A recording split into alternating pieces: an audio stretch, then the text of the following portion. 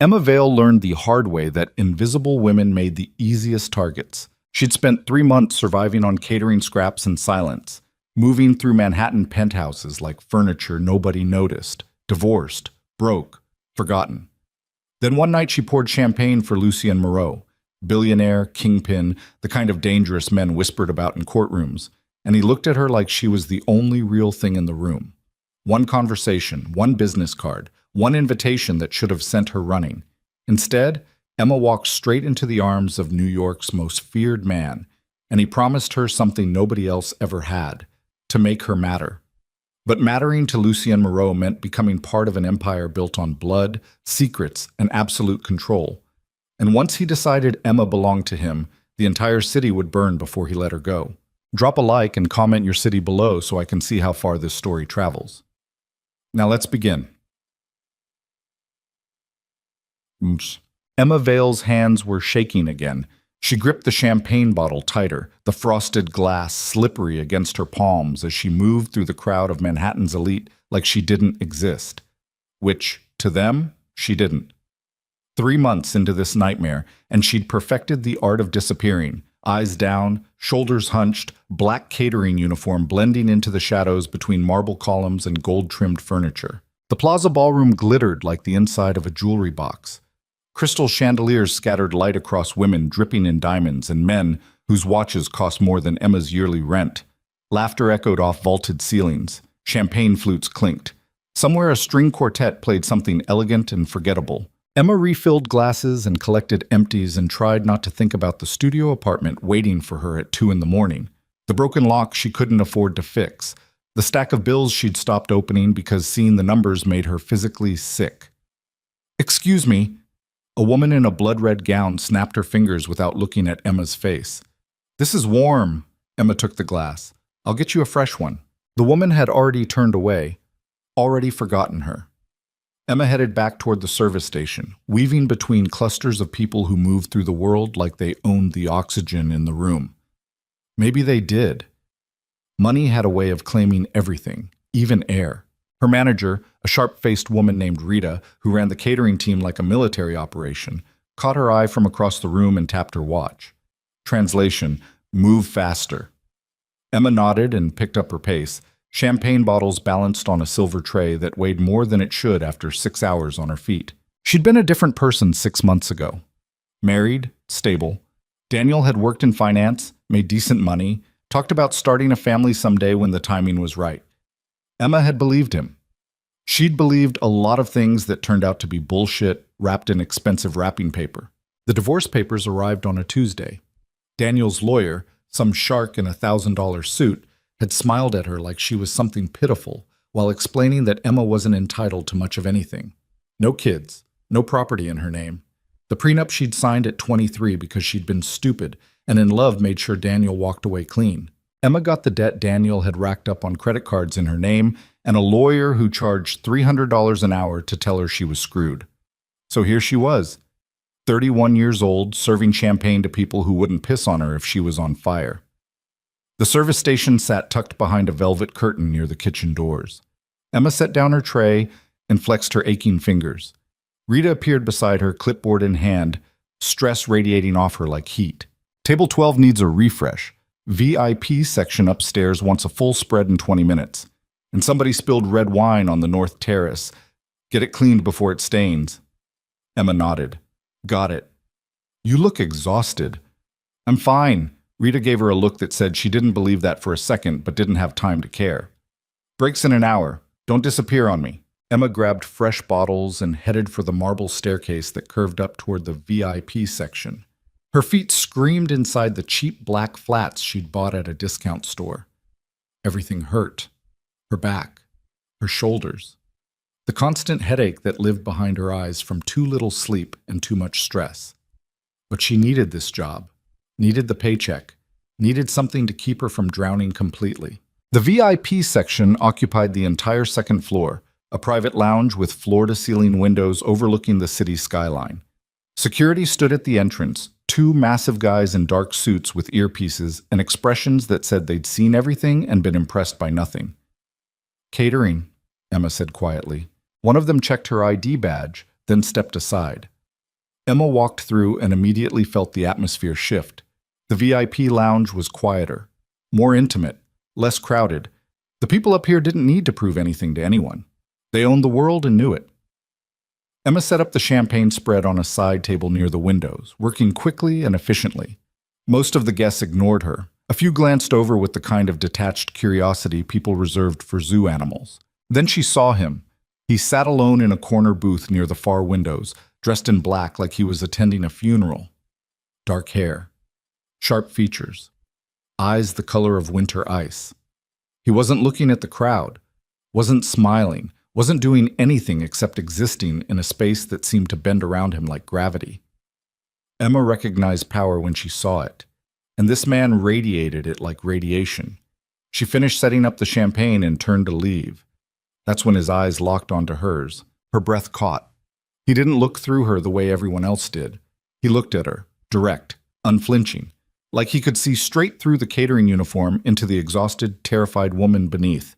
Emma forced herself to move, walked toward the exit, told herself not to look back. "Wait!" His voice cut through the ambient noise like a knife, low, controlled, the kind of voice that didn't repeat itself because people listened the first time. Emma stopped, turned. He was watching her with an expression she couldn't read, something between curiosity and calculation. "Bring me a glass." It wasn't a question. Emma grabbed a champagne flute and walked over to his booth. Up close, he was even more unsettling. Mid-30s, expensive suit that probably cost more than her car before the bank repossessed it. Hands that looked like they'd never done manual labor, but somehow didn't seem soft. She poured the champagne, hands steady despite the anxiety crawling up her spine. "You're new," he said. 3 months. "You hate it." Emma's eyes snapped to his. He was still watching her with that unreadable expression. She should have lied, should have said something polite and generic and safe. Instead, she said, "Every second." A faint smile touched his lips.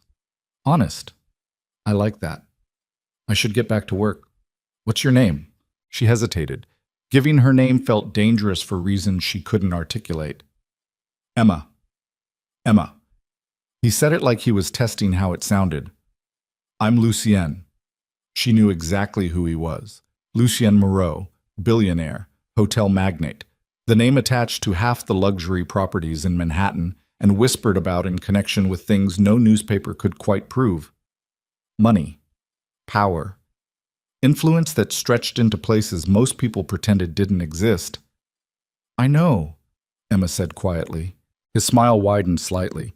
"Then you know I'm not someone who wastes time. I really need to—" "Sit." It wasn't a request. Emma's pulse kicked up. She glanced toward the exit, then back at him. Everything inside her screamed to walk away. Instead, she slid into the booth across from him, her body tense and ready to bolt. Lucien studied her like she was a puzzle he was deciding whether to solve. "You don't belong here." "I'm working." "That's not what I mean." He leaned forward slightly. "You carry yourself like someone who's survived something, someone who's still surviving." Emma's throat tightened. "I don't know what you're talking about." "Yes, you do." His eyes stayed locked on hers. "I've built empires by learning to read people. You're exhausted, scared, running from something." "I'm fine." "Liar." The word hit like a slap. Emma flinched. Lucien's expression didn't change.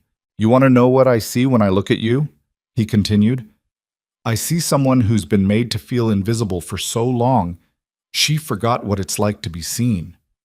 Emma's chest constricted. She couldn't breathe, couldn't think. This stranger, this dangerous, powerful stranger, had just peeled back every layer of armor she'd spent months building. "I have to go," she whispered. Lucien reached into his jacket and pulled out a business card. Simple. Black. Embossed gold lettering. He slid it across the table. "If you ever get tired of being invisible," he said quietly, "call me." Emma stared at the card like it might explode. "Why?" "Because I don't waste things that interest me." His eyes held hers. "And you, Emma, are the most interesting person I've seen in a very long time." She grabbed the card before her brain could stop her hand. Stood. Walked away on legs that felt like they might give out. When she reached the exit, she couldn't help herself. She looked back. Mistress was still watching her, still wearing that faint, dangerous smile. Emma fled. Well, the rest of her shift passed in a blur. Emma moved through the motions, refilling glasses, clearing plates, avoiding Rita's sharp eyes, while her mind replayed the conversation on an endless loop. If you ever get tired of being invisible, call me. She shouldn't. She knew she shouldn't. Men like Lucien Moreau didn't offer kindness without expecting something in return. And whatever he wanted would be more than Emma could afford to give. By the time her shift ended at 2 a.m, exhaustion had settled into her bones like concrete. She changed out of her uniform in the staff bathroom, stuffing the business card into her jacket pocket where it burned like a live coal. The subway ride back to her neighborhood took 40 minutes.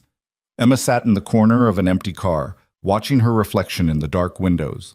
Hollow eyes, pale skin, hair pulled back in a ponytail that had come half undone. When had she become this person? Her studio apartment sat on the 4th floor of a building that should have been condemned a decade ago. The lock on her door had been broken for 2 weeks. Emma had complained to the landlord 3 times. He kept promising to fix it and never did. She pushed the door open and flipped on the light. The single bulb flickered, casting weak yellow light across peeling wallpaper and a mattress on the floor. No furniture, no decorations, nothing that made this place feel like home because it wasn't. It was just a box where she slept between shifts. Emma dropped her bag and collapsed onto the mattress. Every muscle ached, her feet throbbed. The headache behind her eyes had evolved into something sharper, meaner. She pulled out Lucien's business card. The embossed lettering caught the light. Simple, elegant, expensive. Just a name, a phone number, and the logo for Moreau Industries. Emma should have thrown it away. Instead, she set it on the floor beside her mattress and stared at the cracked ceiling until sleep finally dragged her under. 3 days passed before Emma called. 3 days of double shifts and aching feet and bills she couldn't pay. 3 days of eating ramen for every meal because it was the only thing she could afford. 3 days of lying awake at night staring at that business card and wondering if she'd finally lost her mind. On the 4th day, her landlord showed up demanding rent she didn't have. When Emma tried to explain she'd have it next week, he'd looked her up and down like she was garbage and said if she couldn't pay in cash, maybe they could work out another arrangement. The way he said it made Emma's skin crawl. She slammed the door in his face, locked it, or tried to, before remembering the lock was broken, and grabbed her phone before fear could stop her. She dialed the number on the card. It rang twice before a smooth, professional voice answered, "Moreau Industries." Emma's mouth went dry. I need to speak with Lucien Moreau. A pause. May I ask who's calling? Emma Vale. He gave me his card. Another pause, longer this time. Emma was about to hang up when the voice returned. Please hold. Classical music filled the line. Emma's heart hammered against her ribs. This was insane. She didn't know this man, didn't know what he wanted, Emma! Lucien's voice poured through the phone like whiskey, smooth, dark, intoxicating. I wasn't sure you'd call, he said. I wasn't sure I would either. But you did. She could hear the smile in his voice. Are you tired of being invisible yet? Emma closed her eyes. I don't even know what that means. Have dinner with me, tonight. I'll show you. Every rational part of her brain screamed no. This was how bad decisions started. This was how people ended up in situations they couldn't escape. Okay, Emma whispered. I'll send a car at 7. Wear whatever makes you feel powerful. He hung up before she could respond. Emma stood in her empty apartment, phone still pressed to her ear, and wondered if she'd just made the best or worst decision of her life. The car arrived at exactly 7 o'clock. Emma had spent the last 4 hours trying on every piece of clothing she owned and hating all of it. Nothing made her feel powerful. Everything hung wrong or looked cheap or reminded her of the person she used to be. Finally, she'd settled on a simple black dress she'd bought for a work event 2 years ago. It fit well enough, didn't scream poverty, made her look like she belonged somewhere other than a catering line. The driver, a silent man in a dark suit, opened the door to a sleek black sedan that probably cost more than Emma had made in her entire life. She slid into leather seats that smelled like money and tried not to hyperventilate. The drive took 20 minutes.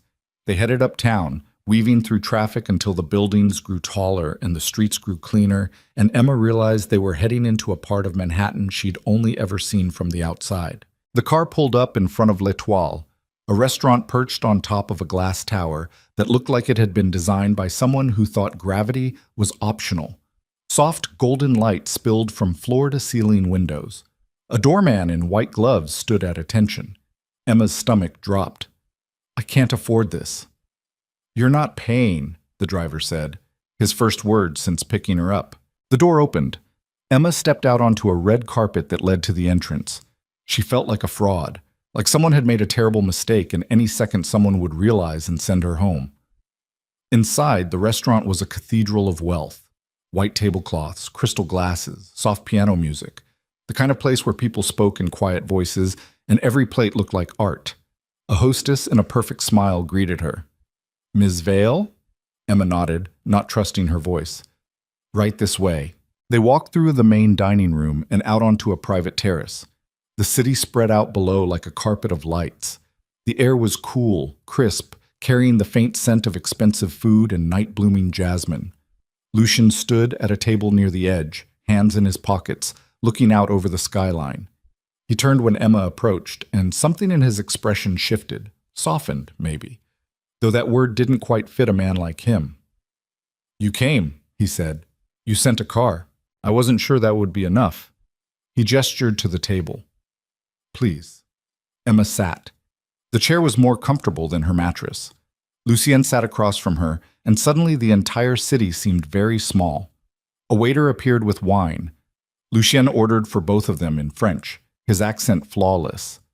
Emma watched him and tried to remember how to breathe normally. When the waiter left, Lucien's attention settled on her like a spotlight. "Tell me about the man who made you feel invisible," he said. Emma blinked. "What?" "Your ex-husband. That's who hurt you, isn't it?" Her hands tightened around her wine glass. "How did you—" "I pay attention." His eyes never left hers. "And I don't bring women to dinner without knowing who they are." A chill ran down Emma's spine. "You had me investigated?" "I had you researched. There's a difference." "That's—" Emma stopped, took a breath. "That's invasive." "Yes." No apology, no excuse, just acknowledgement. Emma should have stood up, should have walked out. Instead, she stayed frozen in her chair, caught between outrage and something that felt disturbingly like relief. Someone had paid attention to her. Someone had thought she was worth knowing about. "Daniel," she said finally. "His name was Daniel. We were married for 5 years. He left me for someone younger, richer, better connected. Took everything in the divorce and left me with his debt." Lucien's jaw tightened. "And now?" "Now I work 3 jobs trying to keep my head above water. I live in an apartment with a broken lock. I eat ramen for every meal." The words poured out like poison she'd been holding in for months. "I'm one bad shift away from being homeless, and nobody gives a damn because I'm nobody." Silence settled over the table. Then Lucien said, "You're not nobody to me." Emma's throat closed. "You don't even know me." "I know enough." He leaned forward. "I know you're stronger than you think. I know you've survived things that would have broken most people. I know you walked into that ballroom 3 days ago looking like you wanted to disappear, and when I asked you to sit with me, you were brave enough to say yes." "That wasn't brave. That was stupid." "Maybe," a ghost of a smile. "Or maybe you recognized something in me that I recognized in you." "What's that?" "Loneliness." The word hung in the air between them. "I've built an empire, Emma. I control more money than most people can comprehend. I have politicians on speed dial and business partners who'd kill for my approval. And I sleep alone in a house that feels like a mausoleum because I can't remember the last time I met someone real." Emma stared at him. "Why me?" "Because you didn't care who I was. You just wanted to leave." "I still want to leave." "But you haven't." His eyes burned into hers. "Why?" "Because she was tired. Because she was desperate. Because for the first time in months, someone was looking at her like she mattered." "I don't know," Emma whispered. Lucian reached across the table and covered her hand with his. His skin was warm, his grip firm without being aggressive. "Let me show you what it feels like to be seen," he said quietly. "No games, no lies, just honesty. And what do you get out of this? Maybe I'm tired of being alone." The waiter returned with food. Emma barely tasted it. She was too busy trying to figure out if this was real or if she'd stumbled into something far more dangerous than her broken apartment and unpaid bills. They talked through dinner. Lucien asked questions, real questions, not small talk, and listened to her answers like they mattered. He told her about building his business from nothing, about the people he'd destroyed along the way, about the weight of power and how it isolated you from everything human. By the time dessert arrived, Emma had forgotten to be terrified. Then Lucian said, "I want to be honest with you about who I am." Ice slid down Emma's spine. "Okay, my business isn't entirely legal." The city lights blurred. Emma set down her fork. "I started in real estate," Lucien continued, his voice steady and unflinching. "Legitimate deals, smart investments, but money attracts attention, and attention attracts people who want things from you. Politicians who need favors, businessmen who need problems to disappear. I learned quickly that playing by the rules meant getting crushed by people who didn't. So you stopped playing by the rules." "I made my own." His eyes held hers. "I've destroyed companies, buried scandals, made enemies vanish. I'm not a good man, Emma. I'm a necessary one." Emma's hands were shaking again. "Why are you telling me this?" "Because I don't want you to find out later and feel betrayed. If you walk away now, I'll understand, but if you stay—" He paused. "If you stay, you need to know exactly who you're standing next to." Emma's mind raced. This was insane. He was confessing to crimes, to being dangerous, to being exactly the kind of man she should run from. But underneath the fear, something else burned. Fascination. "What happens if I stay?" she asked. Lucien's expression shifted into something hungry. "I make sure you never feel invisible again." The air between them crackled with tension. "I should go," Emma said, even though she didn't move. "You should," Lucien agreed. He stood, walked around the table, and extended his hand. "But you won't." Emma took his hand and let him pull her to her feet. They stood inches apart, the city blazing beneath them, the night air humming with possibilities and danger. Lucien lifted his hand and brushed his thumb across her cheek. The touch sent electricity down her spine. "I'm going to kiss you now," he said quietly. "And if you don't want that, tell me to stop." Emma couldn't breathe, couldn't think. She didn't tell him to stop. Lucian's mouth claimed hers with devastating precision. Not aggressive, but absolute. A kiss that tasted like power and wine and something darker underneath. Emma's hands fisted in his jacket, pulling him closer, drowning in the intensity of him. When they finally broke apart, both of them breathing hard, Lucien rested his forehead against hers. "Come home with me," he whispered. Emma knew what that meant. Knew that crossing that line would change everything. Knew she was standing on the edge of a cliff with a man who made empires tremble. "Yes," she breathed. Lucian's smile was devastating. He took her hand and led her back through the restaurant. The car waited. They climbed inside. The driver pulled away from the curb and headed toward whatever came next. Emma watched the city blur past the windows and realized she'd just stepped off the cliff.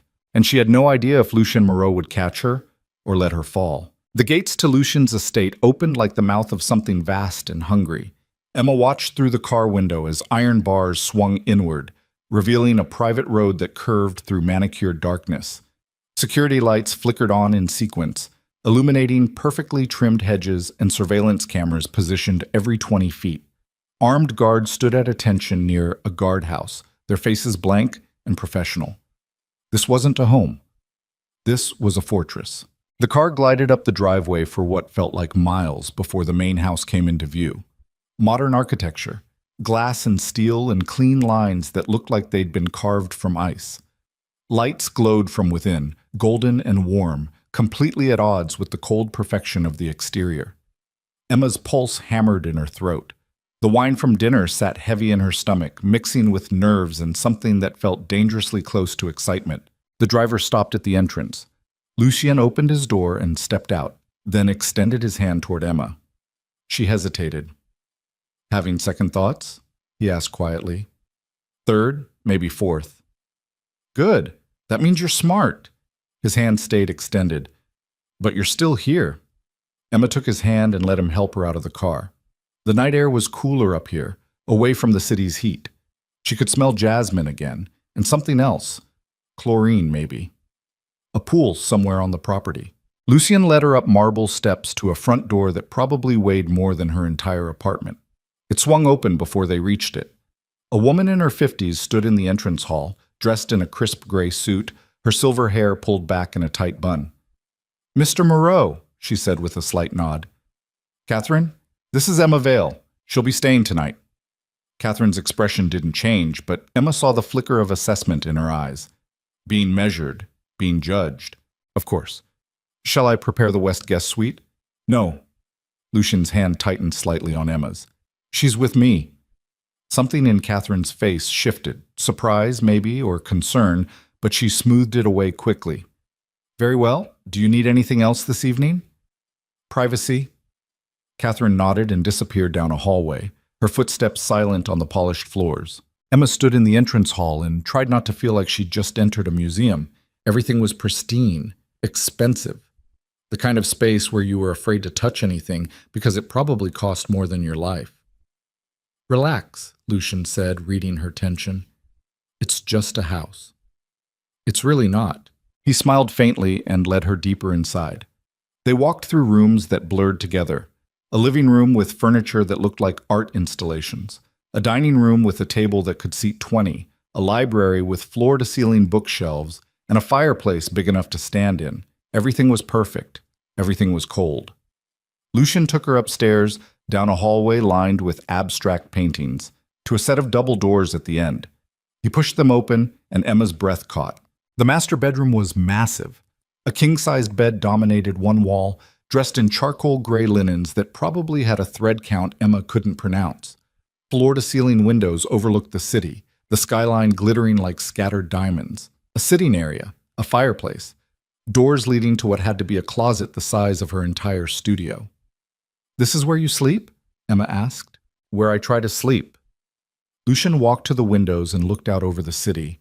"Most nights I just lie there staring at the ceiling, wondering when I became the kind of man who owns all this but can't remember what it feels like to be at peace." Emma moved to stand beside him. From this height, Manhattan looked unreal. Toy cars moving through toy streets. Millions of people living their lives completely unaware that someone was watching from above, untouchable and alone. "You regret it?" she asked. "Building all this?" "No." His reflection in the glass was sharp, hard. "I regret what I had to become to keep it." Before Emma could respond, Lucien turned to face her. The city lights cast shadows across his features, making him look even more dangerous.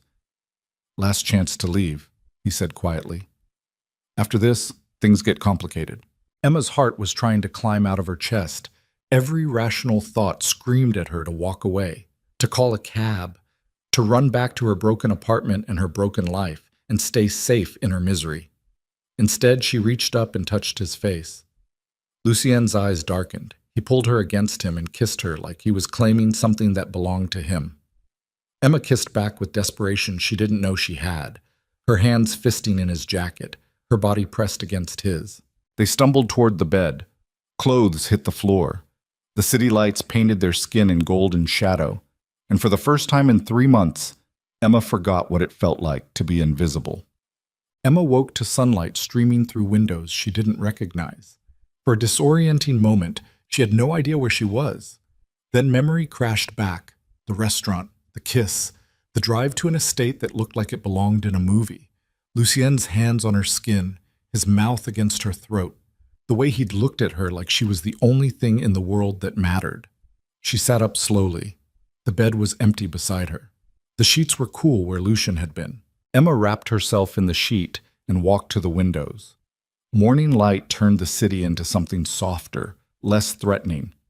From here, she could see the armed guards patrolling the grounds, the surveillance cameras tracking movement, the high walls that separated this world from everything outside. A knock at the door made her jump. "Come in," she called, her voice rough from sleep. Catherine entered carrying a silver tray with coffee, fresh fruit, and pastries that looked like they'd been imported from France. She set it on the bedside table without comment. "Mr. Moreau is in a conference call," she said. "He asked me to let you know he'll join you for breakfast in an hour." "Thank you." Catherine started to leave, then paused. "There are clothes in the closet, your size." Emma blinked. "How?" "Mr. Moreau is very thorough." Catherine's expression was carefully neutral. "He had them delivered last night." Before Emma could process that, the implications of it, the control it suggested, Catherine was gone. Emma walked to the closet and pulled open the doors. An entire wardrobe hung inside. Designer labels, perfect sizes, everything from casual wear to evening gowns. Shoes lined the bottom shelves in neat rows. Her stomach twisted. This should have felt like a gift. Instead, it felt like being dressed up like a doll. She grabbed the simplest thing she could find, black jeans and a soft gray sweater, and got dressed. The clothes fit perfectly. Of course they did. By the time Lucien appeared, Emma had consumed 2 cups of coffee and worked herself into a quiet panic. He walked in looking like he hadn't slept, dressed in dark slacks and a white shirt with the sleeves rolled up. His hair was slightly disheveled. Dark circles shadowed his eyes. "You're angry," he said immediately. "The clothes. You needed something to wear. You had them delivered before you even knew if I'd stay." Emma set down her coffee cup with more force than necessary. "You decided for me." Lucien's jaw tightened. "I wanted you to be comfortable. You wanted to control the situation." Yes. No apology, no excuse, just brutal honesty. "I'm a controlling man, Emma. I told you that last night. Telling me and proving it are different things." They stared at each other across the bedroom. Tension crackled in the air between them, sharp and electric. Finally, Lucien said, "If you want to leave, I'll have the car brought around." "Do you want me to leave?" "No." His eyes burned into hers. "But I won't keep you here if you don't want to be kept." Emma's pulse pounded in her ears. She should leave, should run, should get as far away from this man and his fortress and his perfect controlling life as possible. "I need to go to work," she said instead. "Call in sick. I can't afford to—" "I'll cover the lost wages." "Stop doing that," Emma's voice cracked. "Stop trying to fix everything with money." Lucien crossed the room in 3 strides and cupped her face in his hands. "Then tell me what you need." "I need to understand what this is." Her voice shook. "Are you trying to save me? Own me? What?" "I'm trying to keep you." His thumbs brushed across her cheekbones. "Because I haven't wanted to keep anything in a very long time, and you terrify me." Emma's breath hitched. "I terrify you?" "You make me feel things I thought I'd buried. Hope, need, vulnerability." His forehead dropped against hers. "And I don't know what the hell to do with any of it, except hold on too tight and hope you don't run." The raw honesty in his voice cracked something open in Emma's chest. "I'm not running," she whispered. "You should." "Probably." Lucien kissed her softly, gently, so different from last night's desperation that it almost hurt. When he pulled back, his expression had shifted into something more guarded. "I have meetings all day. Stay here. Catherine will take care of you." "Lucien, please." The word sounded foreign in his mouth, like he wasn't used to asking for things. "Just for today. Let me know you're safe." Emma wanted to argue, wanted to prove she wasn't some fragile thing that needed protecting, but the exhaustion in his eyes stopped her. "Okay," she said quietly. "One day." Relief flickered across his face. He kissed her forehead and left. Emma stood alone in the massive bedroom and wondered what the hell she'd just agreed to. The days stretched out strange and surreal. Catherine showed Emma around the estate with professional detachment. The pool house, the gym, the private screening room, a wine cellar that looked like something from a movie, gardens maintained with military precision. Everything was beautiful. Everything was empty. "How long have you worked for Mr. Moreau?" Emma asked as they walked through the gardens. 15 years. "Do you like him?" Catherine's expression remained neutral. "Mr. Moreau is a fair employer." "That's not what I asked." Catherine stopped walking and turned to face Emma. For the first time, something shifted in her carefully controlled features. I've watched Mr. Moreau destroy people who threatened him, she said quietly. I've watched him build an empire and lose himself in the process. I've watched him become the kind of man who sleeps 4 hours a night because he can't shut off his mind long enough to rest. Why are you telling me this? Because you're the first woman he's ever brought here who looked at him like he was human instead of a bank account. Catherine's eyes were sharp, assessing. And I'm not sure if that makes you very brave or very foolish. Emma's throat tightened. What do you think it makes me? I think that depends on whether you survive what comes next. Before Emma could ask what that meant, Catherine's phone buzzed. She glanced at it, then back at Emma. Mr. Moreau's 3 o'clock has been moved up. He'll be in meetings until late this evening. Dinner will be served at 8. She walked away, leaving Emma alone in the garden with a warning that felt like a blade pressed against her throat. By evening, Emma was climbing the walls. She'd explored the estate, read in the library, swam in the pool, tried on clothes she'd never be able to afford in 100 lifetimes. And through it all, the wrongness of it crawled under her skin like insects. This wasn't her life. This wasn't her world. She was standing in the library staring at leather-bound books she'd never read, when her phone buzzed in her pocket. She pulled it out and her blood went cold. 17 missed calls from Rita. 3 voicemails. A dozen texts that all said variations of the same thing. Where are you? You missed your shift. Call me now. Shit. Emma's hands shook as she opened Rita's last text. Don't bother coming back. You're fired. The phone slipped from her fingers and hit the carpet. She'd forgotten. In the chaos of last night and this morning and the surreal dream of Lucien's world, she'd completely forgotten about her shift. Panic clawed up her throat. That job had been her lifeline, the only thing keeping her from drowning completely. And she'd just blown it because she'd been too busy playing princess in a billionaire's fortress. Emma! She spun around. Lucien stood in the doorway, still in his work clothes, looking exhausted and tense. I lost my job, she said numbly. His expression didn't change. I know, Rita called the house. You what? She called here looking for you, said you'd missed your shift and she needed to know if you were alive. Emma's chest constricted. What did you tell her? That you were with me, that you wouldn't be coming back. The room tilted. You had no right. I also offered her a consulting fee for her trouble and a recommendation letter for her resume. Lucien's voice was calm, controlled. She seemed satisfied. Emma stared at him. You can't just buy my life. I'm not buying it. I'm simplifying it. By making my decisions for me? By removing obstacles. He took a step closer. You hated that job, Emma. You said so yourself. That's not the point. Then what is? The point is I didn't get to choose. Her voice cracked. You chose for me. Again. Just like the clothes. Just like everything else. Lucien's jaw clenched. You want to work yourself to death for minimum wage and empty gratitude? Be my guest. I'll have the car take you back to your apartment with the broken lock and the landlord who propositions you for rent. Emma flinched.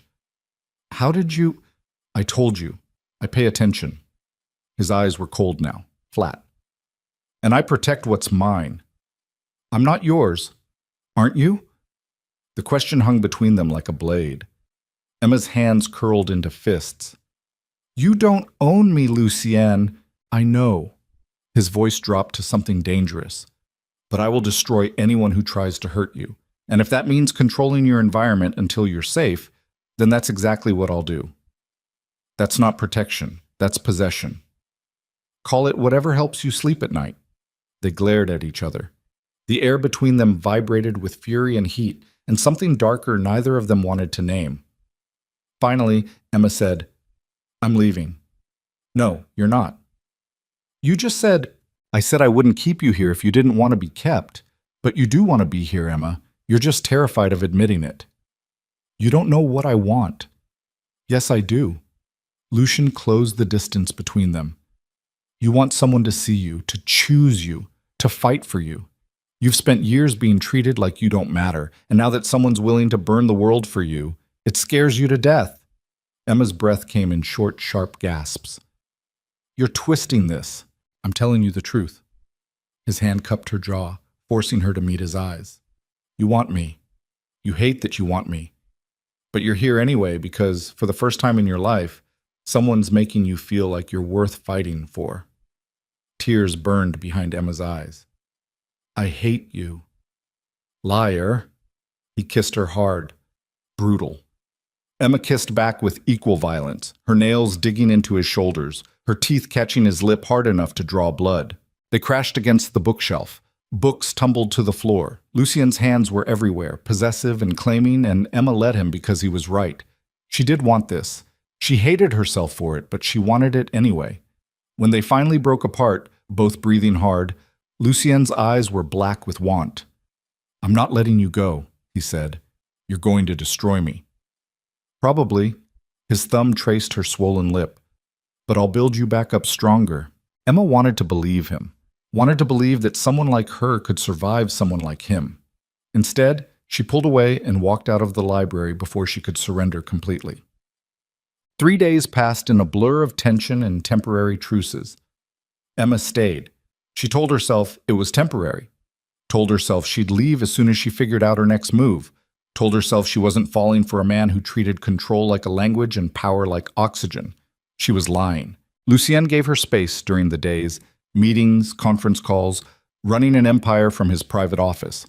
But at night, he pulled her into his bed and held her like she might disappear if he loosened his grip.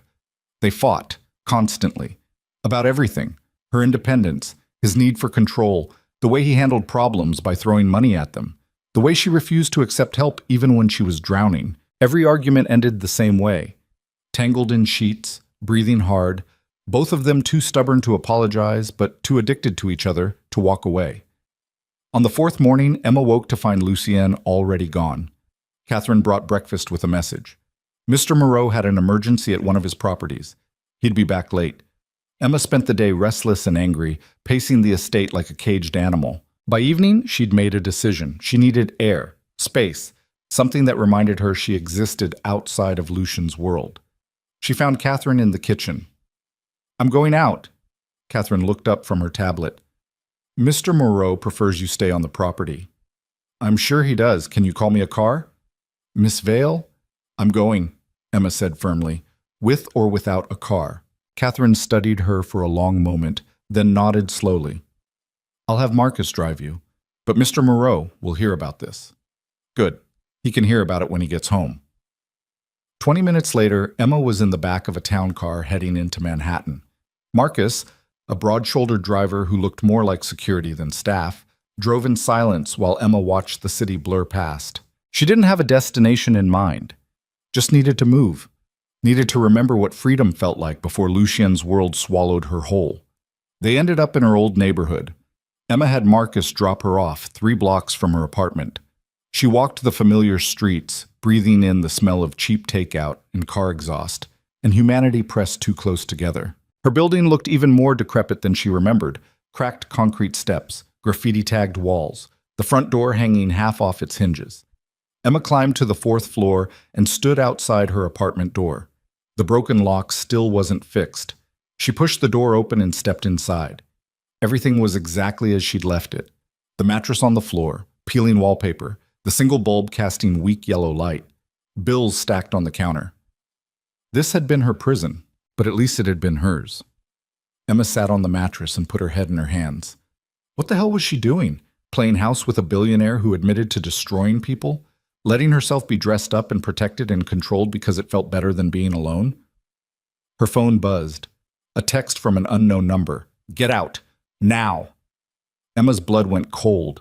Before she could move, footsteps pounded up the stairs outside. She scrambled to her feet as the door crashed open. 3 men in dark clothes flooded into the apartment. No masks, no hesitation.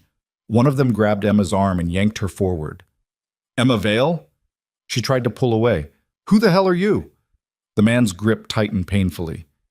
Message for Moreau. Tell him Victor Constantine says hello. Terror flooded Emma's system. I don't... The second man pulled out a phone and started recording. Smile for the camera, sweetheart. Emma jerked hard, breaking free. She ran for the door. Made it 2 steps before someone grabbed her hair and slammed her against the wall. Pain exploded across her vision. Not so fast! Hot breath against her ear. We're just getting started. Then gunshots cracked through the air. The men spun toward the door. Marcus stood there, gun raised, expression cold as death. Step away from her. Everything happened fast. The men reached for weapons. Marcus fired twice more. Bodies hit the floor. Blood splattered the peeling wallpaper. Emma's ears rang. Her vision swam. Marcus grabbed her arm, gentle, efficient, and pulled her over the bodies toward the door. We need to move. Now. Emma's legs moved on autopilot, down the stairs, into the car. Marcus drove like hell itself was chasing them, weaving through traffic while speaking rapid fire into a phone. Emma sat in the back seat, shaking, watching blood soak into her sleeve from where her head had hit the wall. Her phone rang. Lucian's name flashed on the screen. She answered with trembling hands. Emma! His voice was tight, controlled fury barely leashed. Are you hurt? There were men. They knew my name. I know. Marcus told me. Are you hurt? My head. I think I'm bleeding. Listen to me. Every word was sharp, precise. You're going to the estate. A doctor is already on the way. Marcus will keep you safe until I get there. Lucien, they mentioned someone. Victor. Silence. Long and terrible. Then, Victor Constantine. The way he said the name made Emma's blood freeze. He's coming for you, she whispered. No. Something in Lucian's voice shifted into something inhuman, something that belonged to the man who destroyed empires and buried enemies. I'm coming for him. The line went dead. Emma stared at her phone as the car raced toward the estate and realized with crystal clarity that she'd just crossed a line she could never uncross. She wasn't just in Lucian's world anymore. She was the reason his world was about to go to war. The estate doctor finished stitching the gash above Emma's temple with clinical efficiency that suggested he'd done this before. Too many times before. Emma sat on the edge of Lucian's bed, her hands still trembling, watching her blood stain the white gauze the doctor pressed against her skin. The metallic smell mixed with antiseptic made her stomach turn. Mild concussion, the doctor said, snapping off his latex gloves. No permanent damage. Keep the wound clean. Ice for the swelling. Someone should monitor her tonight. I will. Catherine stood near the door, her usual composure cracked at the edges. She'd gone pale when Marcus had carried Emma inside, blood streaming down her face. The doctor packed his supplies and left without another word. The door clicked shut behind him. Emma and Catherine sat in silence. Outside, security lights swept across the grounds in steady patterns. Armed men moved between posts.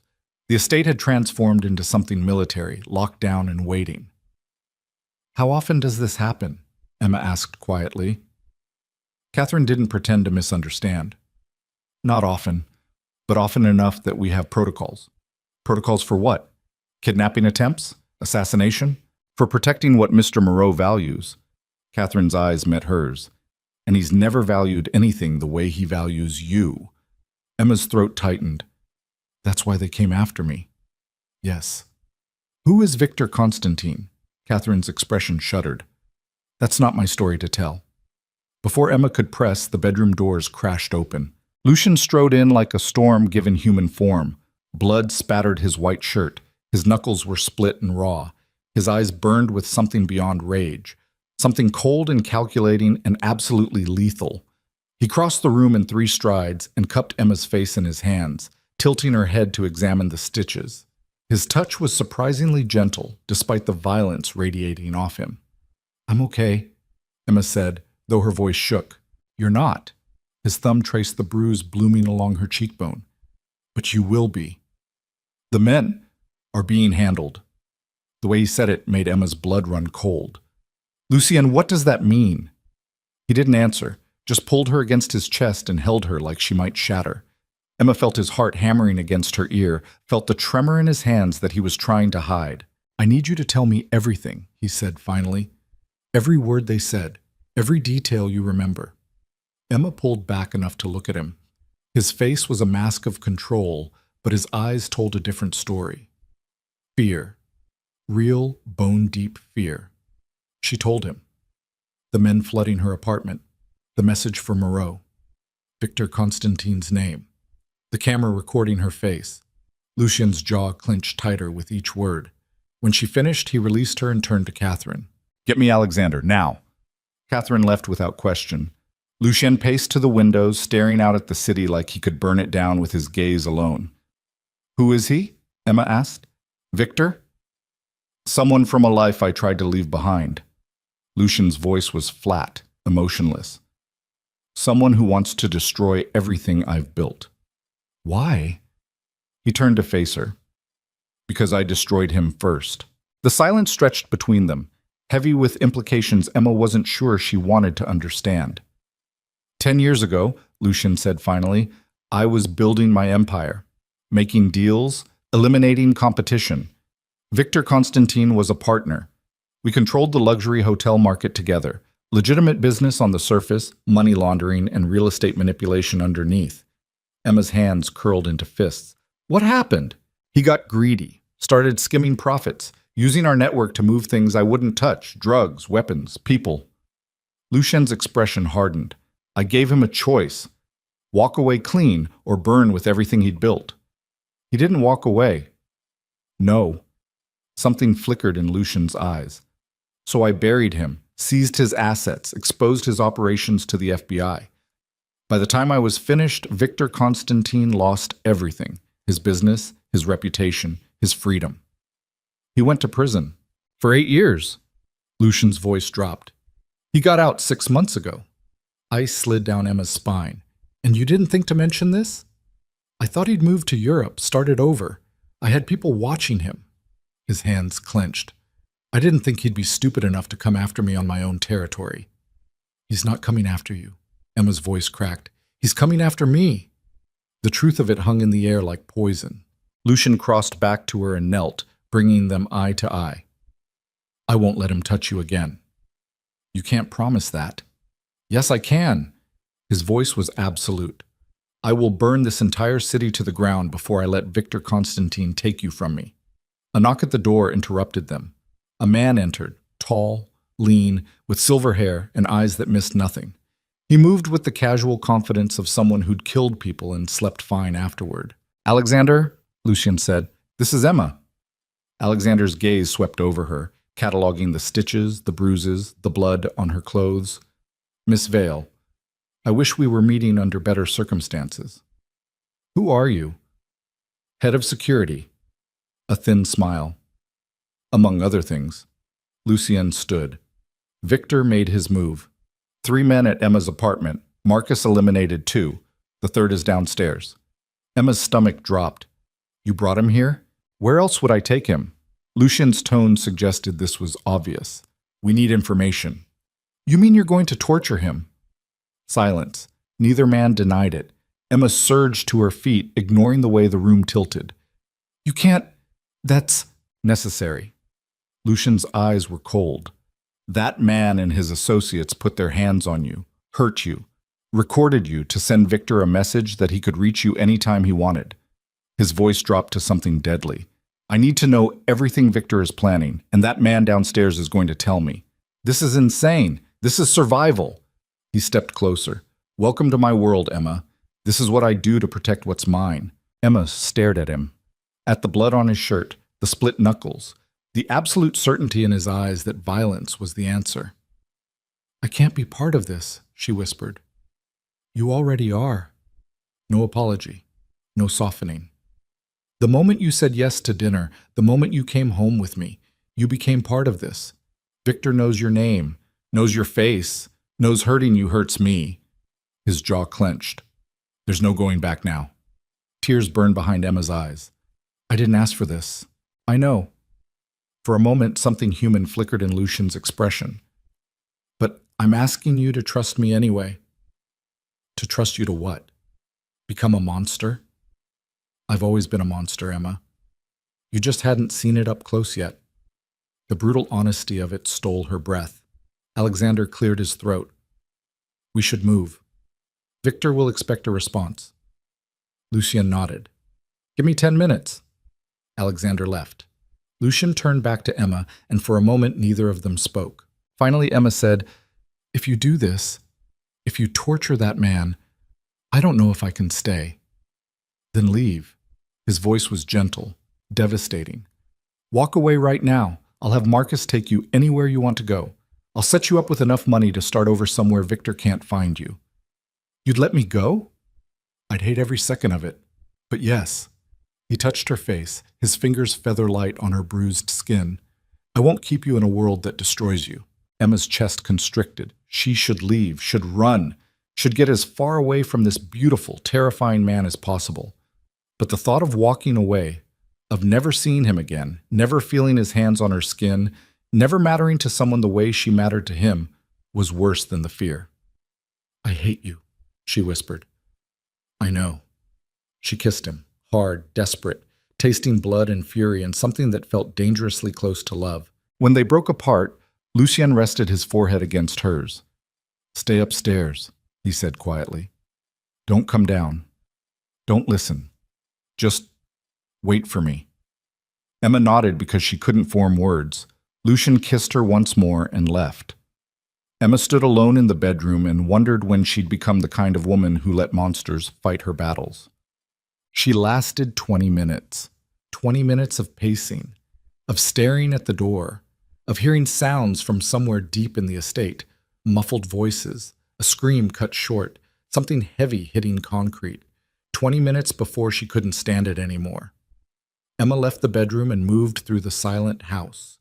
Catherine was nowhere to be seen. The security cameras tracked her movement, but no one stopped her. She followed the sounds down a hallway she hadn't explored, past rooms that looked ordinary and elegant, until she reached a door that didn't match the rest. Steel, reinforced, a keypad lock that required a code. The door was cracked open. Emma's hand shook as she pushed it wider. Stairs led down into darkness. The sounds were clearer now. Lucien's voice, cold and precise, asking questions. Alexander's quieter responses. And underneath it all, whimpering that made Emma's skin crawl. She descended. The basement was nothing like the rest of the estate. Concrete walls, bare bulbs. A drain in the center of the floor stained dark with things Emma didn't want to identify. The man from her apartment was zip-tied to a metal chair. His face was a mess of blood and swelling. Lucien stood in front of him, shirt sleeves rolled up, knuckles dripping red. Alexander leaned against the wall, arms crossed, watching with professional detachment. Tell me where Victor is, Lucien was saying, his voice conversational, or I start breaking bones you actually need. The man spat blood. Go to hell! Lucien grabbed the man's hand and twisted. Bone cracked. The scream that followed echoed off concrete. Emma's stomach heaved. Lucien looked up and saw her standing at the bottom of the stairs. Something flickered in his eyes, shame, maybe, or regret, but it vanished quickly. I told you to stay upstairs. I couldn't. Then watch. His voice hardened. This is who I am, Emma. This is what I do to people who threaten what belongs to me. He turned back to the man in the chair. Victor's location. Now. The man laughed, a wet, horrible sound. You think I'm scared of you? Victor promised me $100 grand to grab your pretty little girlfriend. Said it was easy money. Blood bubbled at his lips. He was right about the pretty part. Lucien hit him. The crack of knuckles against bone made Emma flinch. Where is Victor? Warehouse district. Red Hook. The words came out slurred. Old fish processing plant. He's got 20 men. You come for him, you're dead. Lucien stepped back, looked at Alexander. Verify it. Alexander pulled out his phone and made a call, speaking in rapid Russian. Emma couldn't follow. The man in the chair laughed again. Doesn't matter if you find him. He's already won. Explain that. Lucien's voice was deadly quiet. The video. Your girl's face plastered all over the dark web with a price tag. Every crew from here to Boston knows she's worth cash. His bloody grin widened. Victor doesn't need to grab her himself. He just needs to wait for someone else to collect. Emma's knees went weak. She grabbed the stair railing to keep from falling. Lucien went very, very still. How much? $250,000, dead or alive. The basement erupted into chaos. Lucien grabbed the man by the throat and slammed him backward, chair and all, into the concrete. The sickening crunch of impact made Emma scream. Lucien, stop! He didn't stop, couldn't stop. Years of control shattered under the weight of pure primal rage.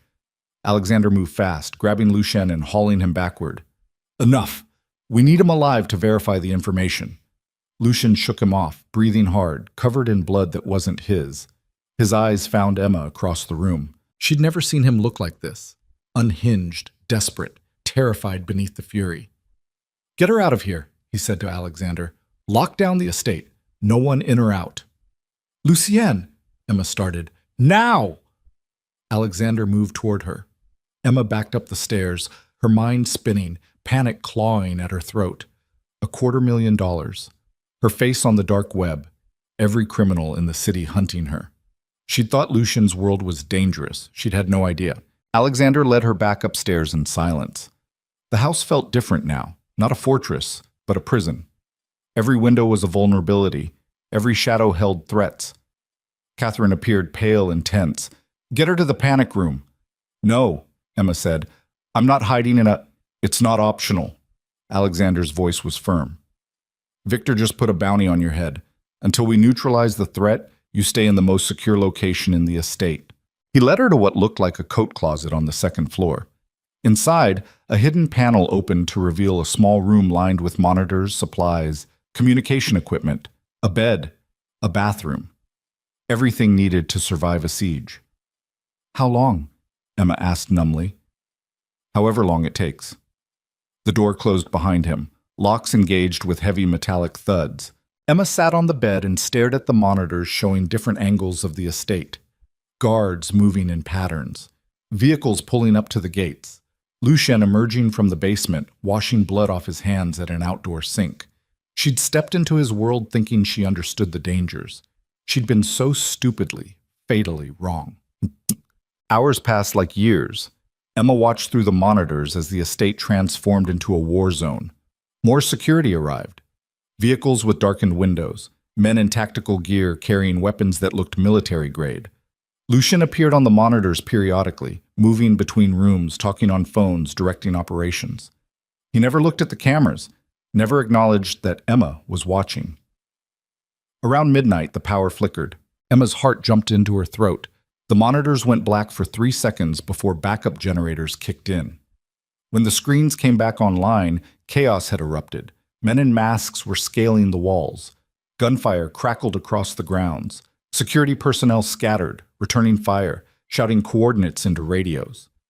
Emma's hands pressed against the monitor screens, watching helplessly as Lucian's fortress came under siege. Then she saw him. Lucian emerged from the main house carrying a gun that looked like it belonged in a war zone. He moved with terrifying efficiency, dropping attackers with precise shots, coordinating his security team with hand signals. This wasn't a billionaire protecting his property. This was a soldier fighting a war.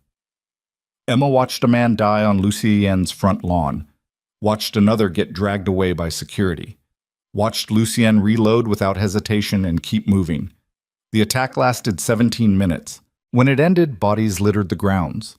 Emergency vehicles screamed in the distance. Lucian stood in the middle of his driveway, breathing hard, covered in someone else's blood. The panic room door opened. Emma spun around. Alexander stood in the doorway, his face grim. "We need to move you." "What? Why?" "That attack was a distraction. Victor's real team hit Lucian's hotel downtown." Alexander's expression was stone. "They left a message. He wants to meet, alone, or the next attack targets the hospital where your mother is being treated." Emma's world tilted violently. "My mother?" "Stage 4 cancer, St. Vincent's Hospital, room 412. Alexander's eyes were sympathetic but firm. "Victor did his homework." Emma's legs gave out. She sank to the floor, her mind fragmenting. Her mother who she hadn't spoken to in 6 months because Emma couldn't afford the hospital bills, couldn't face the guilt of her own failures, couldn't bear to watch the one person who'd never given up on her slowly dying. Victor Constantine knew exactly where to cut deepest. "I need to talk to Lucian," Emma whispered. "He's on his way." Footsteps pounded down the hallway. Lucian appeared, still covered in blood, his expression carved from stone. He dropped to his knees in front of Emma and cupped her face in his hands. "I'm going to kill him," he said quietly. "I'm going to make Victor Constantine beg for death before I give it to him." "He knows about my mother." "I know." "You knew?" Emma's voice cracked. "You knew she was sick and you didn't tell me?" I knew everything about you before we had dinner. No apology, no shame. I needed to understand what I was protecting. Emma shoved him away. You investigated my dying mother and didn't tell me? Would it have changed anything? His eyes bored into hers. Would you have taken my money to help her? Let me pay her medical bills? That's not the point. That's exactly the point. Lucien's voice rose. You were so busy drowning in pride you couldn't see the lifeline right in front of you. Your mother is dying, Emma. She's been dying while you served champagne to strangers and ate ramen for dinner because asking for help would mean admitting you couldn't handle everything alone. The words hit like physical blows. I can help her now, Lucien continued, gentler. I can move her to the best facility in the country. Experimental treatments. Whatever she needs. In exchange for what? Emma's voice shook. Me staying, playing the grateful girlfriend while you control my entire life? In exchange for nothing. He grabbed her hands. I'd do it whether you stayed or not. Because you love her, and I... He stopped, swallowed hard. And you matter to me. Tears streamed down Emma's face. This is too much. All of it. The violence, the threats, the control. I can't... Then walk away. Lucien's voice was raw. I'll handle Victor, protect your mother, make sure you're both safe, and you never have to see me again. You'd really let me go? I'd rather cut off my own hand, but yes. Emma stared at him through her tears, at this man who'd torn her life apart and put it back together in a shape she didn't recognize. This man who killed people in his basement and promised to protect her mother. This man who looked at her like she was the only thing in his world that mattered. She should leave, should run, should save whatever pieces of herself she could still recognize. Instead, she said, What's the plan? Lucien's eyes widened fractionally. Emma? He's using my mother as leverage. He wants you alone. Her voice steadied. So we give him what he wants. Absolutely not. You said I was part of this world now, that there's no going back. Emma met his gaze. So stop protecting me like I'm breakable and tell me the plan. Lucien and Alexander exchanged looks. It's a trap, Alexander said. Victor wants Lucien vulnerable. Probably has 20 men waiting.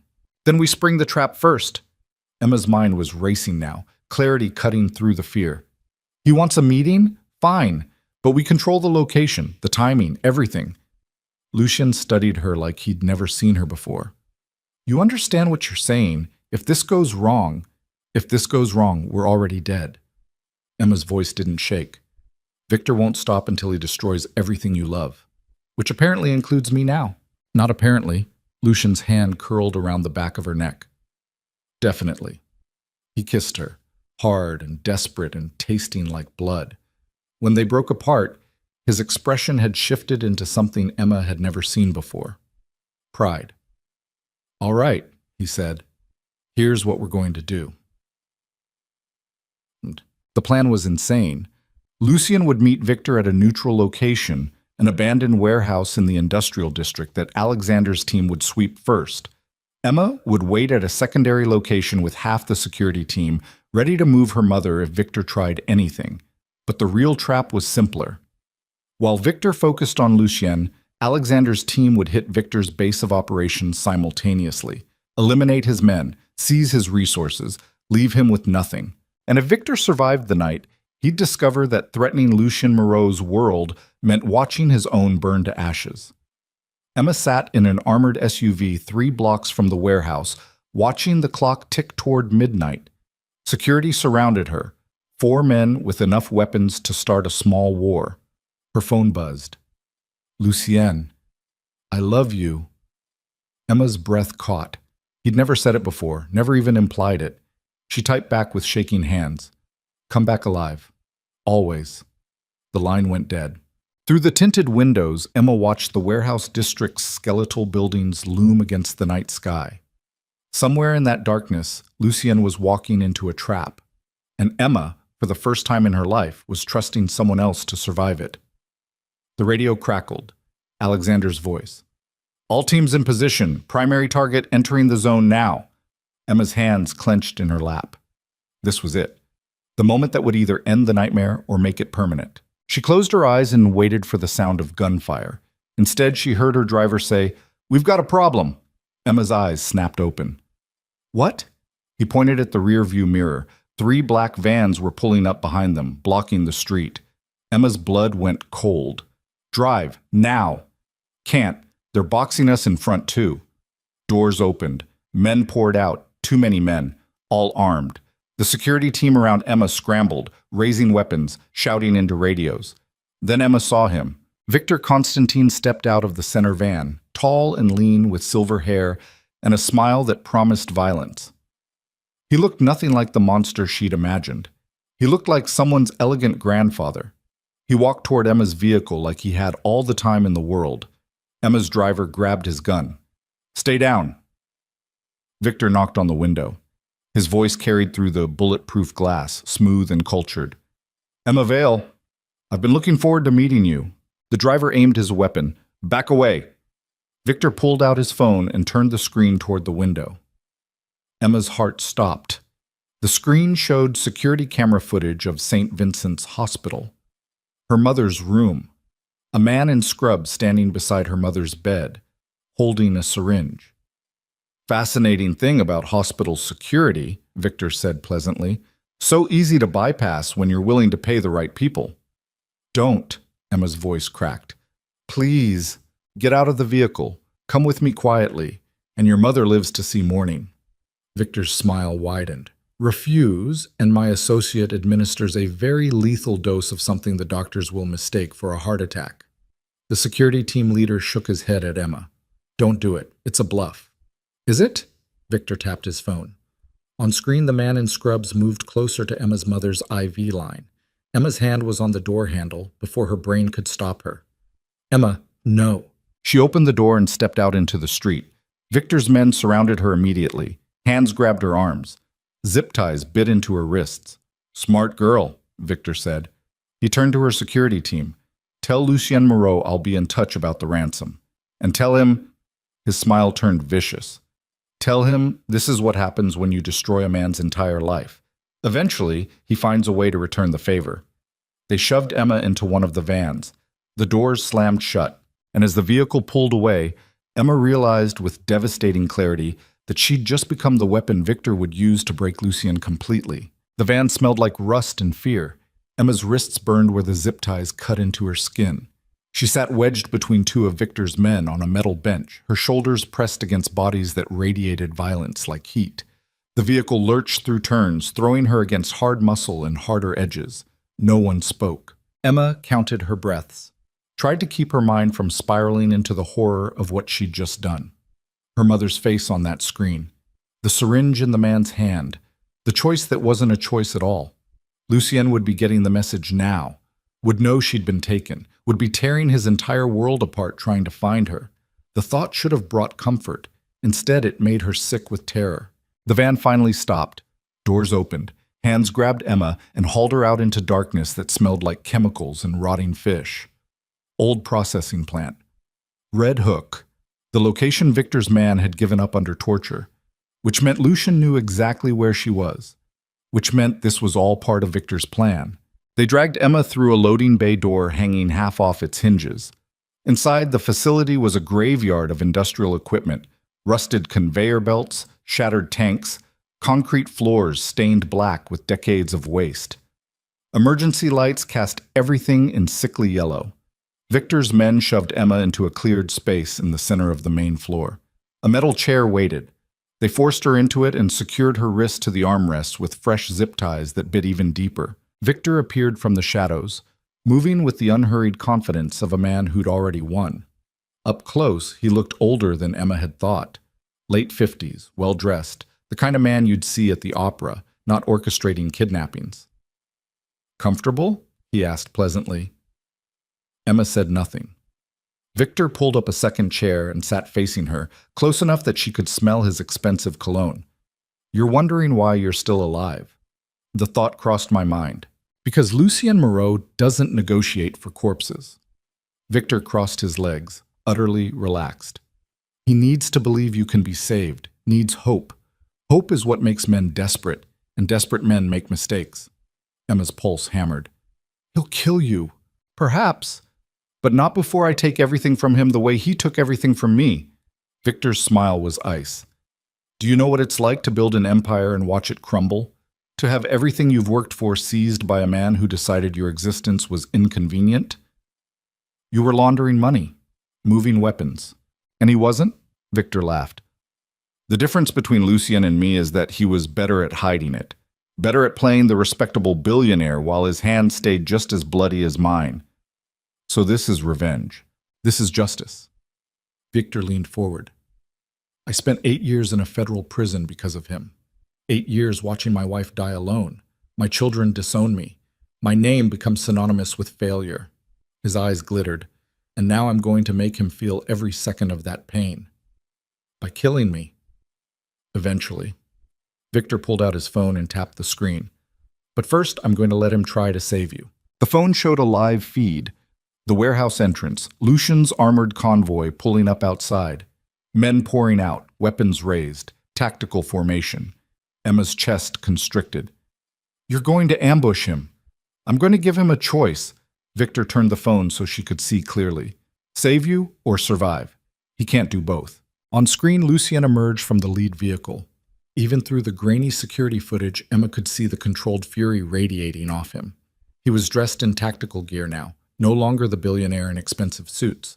He looked like what he truly was. A killer. Victor stood and called out to someone Emma couldn't see. Bring the second guest. 2 men dragged someone else into the cleared space. A woman, thin, pale, hospital gown hanging off fragile shoulders. Emma's heart stopped.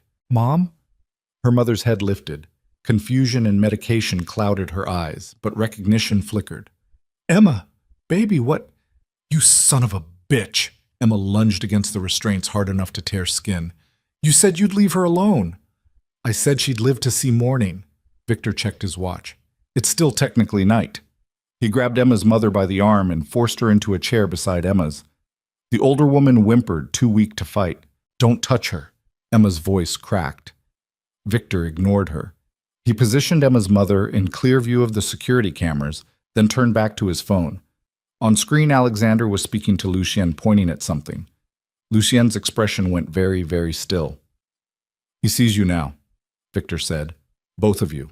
The woman he loves and the woman who gave her life. 2 birds. 1 very difficult stone. Emma's mother's hand found hers despite the restraints. Her grip was weak, trembling. I don't understand what's happening. I know, Mom. It's okay. It's going to be okay. Liar. Victor's voice was almost gentle. It's not going to be okay. In approximately 5 minutes, Lucien is going to breach this facility. My men will engage.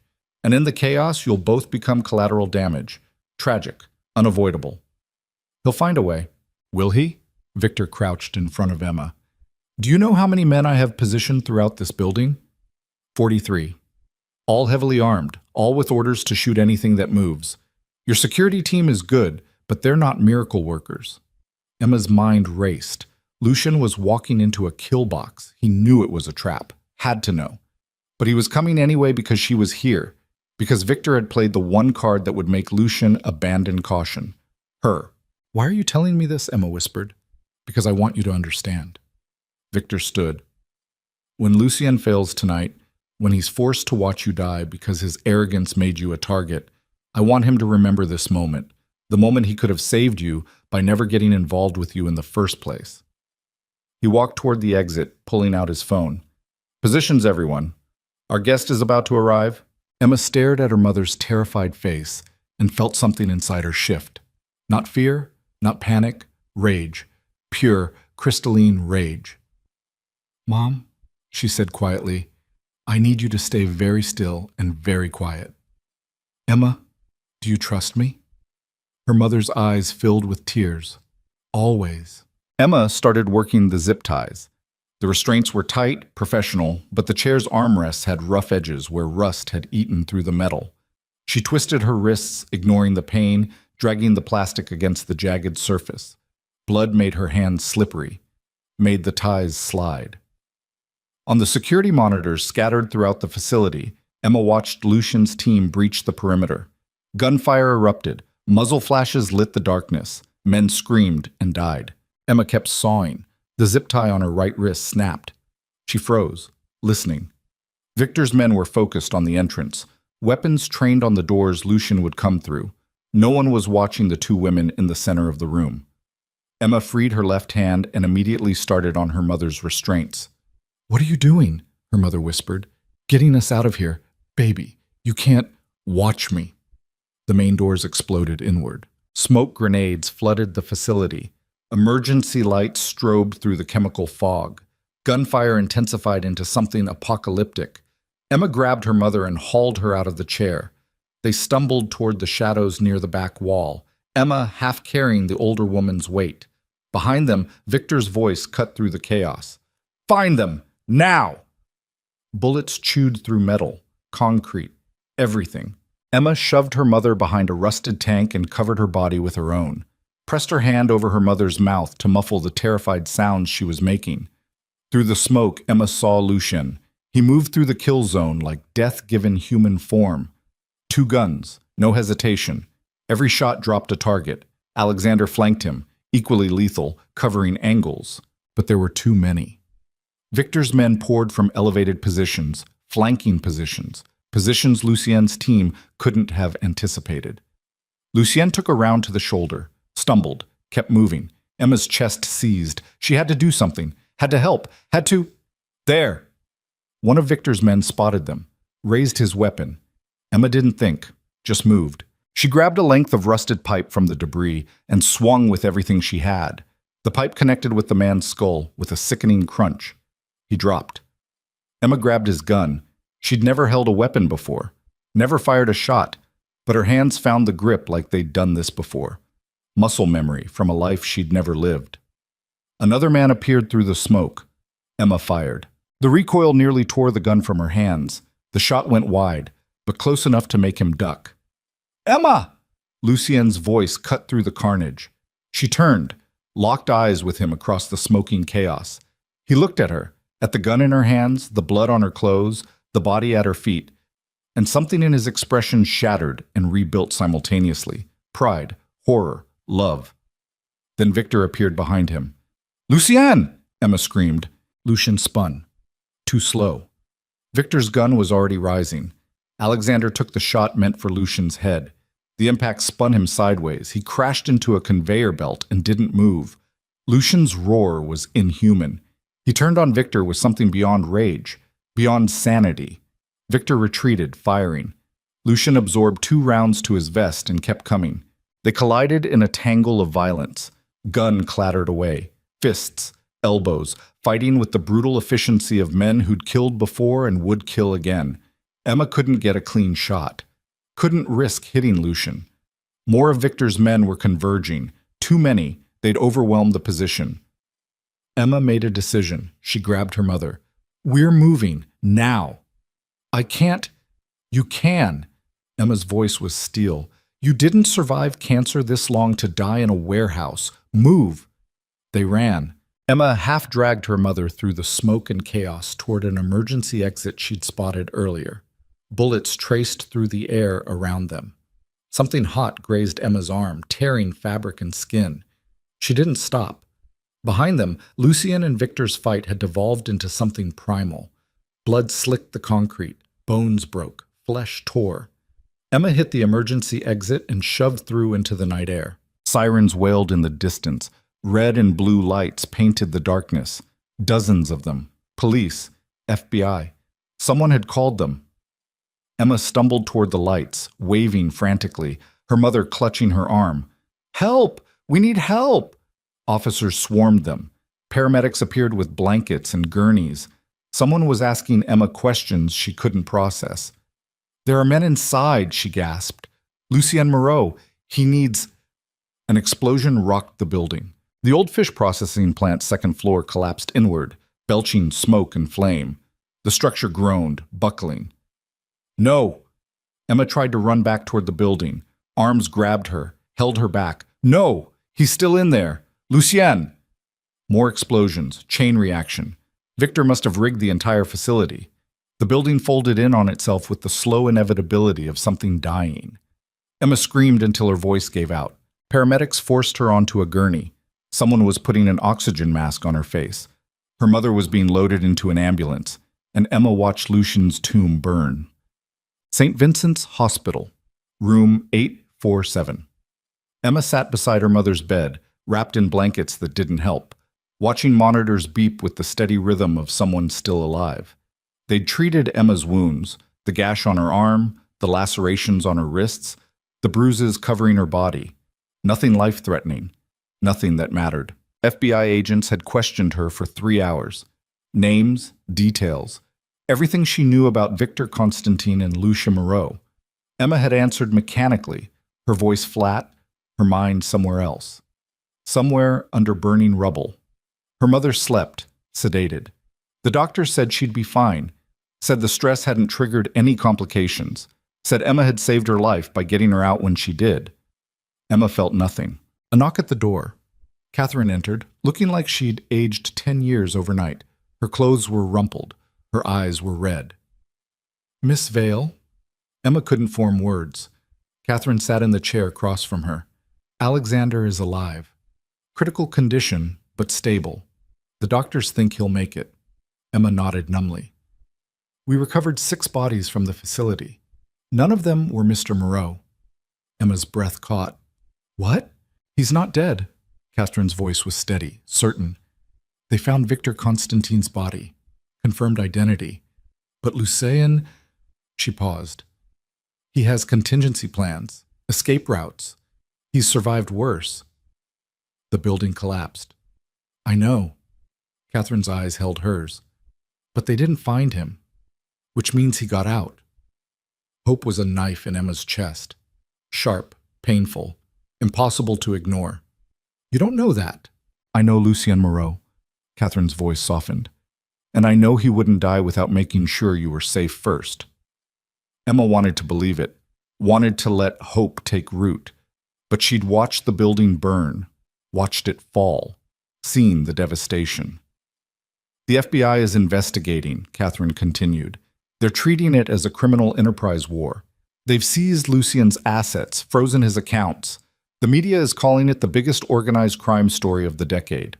Emma's laugh was hollow. He finally got exposed. "Perhaps. Or perhaps this is exactly what he wanted." Catherine stood. "There's a car waiting downstairs. Whenever you and your mother are ready, I'll take you somewhere safe." "Lucien's estate is crawling with federal agents. No, somewhere else, somewhere no one will think to look." Emma stared at her. "You're still protecting us." "I'm following my employer's final instructions." Catherine's expression was unreadable. "He was very specific about what should happen if something ever happened to him. Your mother receives the best medical care money can buy. You receive a trust fund that will keep you comfortable for life. And both of you disappear until it's safe." "I don't want his money." "Take it anyway." Catherine moved toward the door. "He'd want to know you were taken care of." She left before Emma could argue. Emma sat in the hospital room, listening to her mother breathe, watching the sun rise over a city that had tried to kill her. Lucien was gone. Victor was dead. And Emma was alive. She should have felt relief. Victory, something. Instead, she felt empty. 3 days passed. Emma moved through the motions, sat with her mother during the day, ignored the FBI's calls, watched the news coverage of the Moreau crime family collapse with detached interest. No body had been found. The media speculated wildly, dead, in hiding, fled the country. Emma didn't know what to believe. On the 4th morning, her mother was strong enough for solid food. Emma was helping her eat when Catherine appeared in the doorway. "We need to leave," she said urgently. "Now." "What's wrong?" FBI traced Victor's financial network, found evidence of additional conspirators. "They're coming for anyone connected to the organization." Catherine's eyes were sharp. "That includes you." "I didn't do anything." "You killed a man in that warehouse. Self-defense or not, they'll use it to pressure you, to get information about Lucien." She moved to the bed and started unhooking monitors. "We have maybe an hour before they arrive with a warrant." Emma's mind raced. "My mother can't travel yet." "She'll have to." Catherine was already calling someone on her phone. "Medical transport is being arranged. We're going to a private facility upstate, fully staffed, off the grid." "Catherine, Miss Vale, I've worked for Lucien Moreau for 15 years.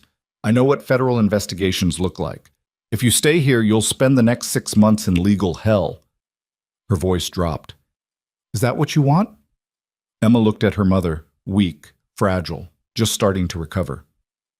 "No," she whispered. "Then trust me." They moved fast. Catherine had orchestrated everything with military precision. Private ambulance, back exit, routes that avoided security cameras. Emma sat in the back of the medical transport, holding her mother's hand, watching New York disappear behind them. "Where are we going?" her mother asked weakly. "Somewhere safe." "Emma." Her mother's grip tightened. "Who was that man? The one who fought for you?" Emma's throat closed. "Someone I should have run from." "Did you love him?" Past tense, like he was already dead. "Yes," Emma whispered. "I think I did." Her mother closed her eyes. "Then I hope he's still alive to hear you say it." Emma stared out the window and tried not to think about Lucian buried under rubble, tried not to imagine his last moments, tried not to remember the way he'd looked at her across that smoke-filled warehouse, like she was worth dying for. The facility Catherine took them to was a converted estate in the Adirondacks. Private, secure, medical staff who asked no questions and accepted cash payment. Emma's mother was installed in a suite with round-the-clock care. Emma was given an adjacent room with a view of mountains and forest that felt like a different planet from Manhattan's chaos. Days blurred together. Emma healed, her mother grew stronger, the news coverage shifted to other scandals. And still no word about Lucian. 2 weeks after the warehouse, Emma was sitting in the facility's garden when Catherine found her. "There's someone here to see you." Emma's heart stopped. "Who?" Catherine's expression was carefully neutral. "He asked me to tell you he's sorry it took so long." Emma was on her feet and running before her brain caught up. She burst through the facility's front doors and stopped. Lucian stood beside a black car in the driveway, alive. Battered, his arm in a sling, stitches across his forehead, moving like every breath hurt, but alive. Their eyes met across the distance. Emma crossed the space between them at a dead run and slammed into him hard enough to make him stagger. Her arms wrapped around his neck. His good arm pulled her against him. "You're alive," she gasped against his throat. "You're alive, you bastard. You're alive." Barely. His voice was rough, broken. Building came down. Trapped for 6 hours before my team dug me out. Had to disappear until the heat died down. 2 weeks. I thought you were dead for 2 weeks. I know. I'm sorry. He pulled back enough to cup her face. I had to make sure it was safe. Had to make sure Victor's network was completely destroyed before I came back. Emma kissed him, desperate, furious, tasting blood and smoke and survival. When they broke apart, Lucien rested his forehead against hers. "Victor's dead," he said quietly. "His organization's dismantled. The FBI has enough evidence to put away everyone connected to him. You're safe." "We're not safe. They're investigating you." "Let them investigate. They'll find a billionaire philanthropist whose business records are impeccable and whose criminal connections died with Victor Constantine." A ghost of a smile touched his lips. "I've been building my exit strategy for years. Lucien, I'm done." His eyes held hers. Done with the empire. Done with the violence. Done with all of it. Victor was right about one thing. This life destroys everything it touches. And I almost lost you because of it. Emma's chest constricted. "What are you saying?" "I'm saying I'm disappearing. New identity. Clean slate. Somewhere far away from Manhattan and everything I built there." He touched her face. "And I'm asking if you'll come with me." Emma stared at him. At this man who'd torn her life apart. Who'd shown her violence and protection and obsessive, overwhelming love, who'd nearly died saving her. "My mother will have the best care money can buy for the rest of her life. I've already arranged it." His thumb brushed her cheekbone. "I'm not asking you to choose between us. I'm asking you to let me take care of both of you. You're asking me to run away with you. I'm asking you to start over with me." His voice dropped. "No more fortress. No more empire. Just us. Somewhere quiet. Somewhere we can figure out who we are when we're not fighting for survival." Emma closed her eyes. Every rational part of her brain screamed this was insane. That running away solved nothing. That Lucian would always be dangerous, always be controlling, always be the man who'd built an empire on blood. But underneath the fear, something else burned. The knowledge that she'd never felt as seen, as valued, as fiercely protected as she did in his arms. The certainty that walking away would feel like cutting out her own heart. "Where would we go?" she whispered. Lucian's smile was devastating. "Anywhere you want." Emma opened her eyes and looked at him. Really looked at him. At the man beneath the power and violence. The man who'd chosen her over his empire, who'd walked through fire to keep her alive. "Okay," she breathed. "Okay?" "Yes." Her hands fisted in his jacket. "Take me somewhere quiet, somewhere safe, somewhere I can be yours without the whole world trying to kill us for it." Lucian kissed her, gentle, reverent, like she was something precious he'd almost lost. When he pulled back, his eyes were bright with something that looked like tears. "I love you," he said.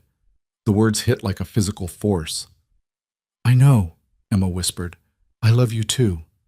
He pulled her close and held her like he'd never let go. And somewhere in the distance, sirens wailed as federal agents descended on Lucien Moreau's empty estate, searching for a king who'd already abandoned his kingdom. For the woman who'd made him remember he was human. 6 months later, Emma woke to the sound of waves. Not the angry crash of ocean against rock, but the gentle lap of lake water meeting shoreline. Soft, rhythmic. The kind of sound that belonged to a world where violence was something distant and theoretical. She opened her eyes to sunlight streaming through gauze curtains. The bedroom was small, simple. Wood floors, white walls, furniture they'd picked out together from a secondhand store 2 towns over. Nothing like Lucian's Manhattan fortress with its marble and steel in suffocating perfection. This felt like home. Lucien wasn't beside her. Emma sat up, running her hand over the empty sheets still warm from his body. Through the open window, she could hear him moving around downstairs. The smell of coffee drifted up. They'd landed here almost by accident. A small town in northern Washington state, tucked between mountains and forest, and a lake so clear you could see straight to the bottom. Population 800. 1 main street. A general store that doubled as a post office, the kind of place where people knew their neighbors but minded their own business. Perfect for disappearing. Emma pulled on one of Lucian's shirts, too big, hanging to her thighs, and padded downstairs barefoot. The house was a renovated cabin perched on the lake's edge. 2 bedrooms, a kitchen with windows overlooking the water, a living room with a fireplace they actually used. They'd bought it cash through a shell company so buried in legal layers that not even the FBI could trace it. Lucian stood at the stove, spatula in hand, cooking eggs with the focused concentration he brought to everything. His arm had healed, though he still favored it sometimes. The scars on his forehead had faded to thin white lines. He'd let his hair grow longer, wore flannel and jeans instead of designer suits.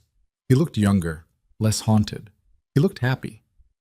"You're staring," he said without turning around. Emma smiled. "You're cooking. Someone has to feed you." He plated the eggs and turned to face her.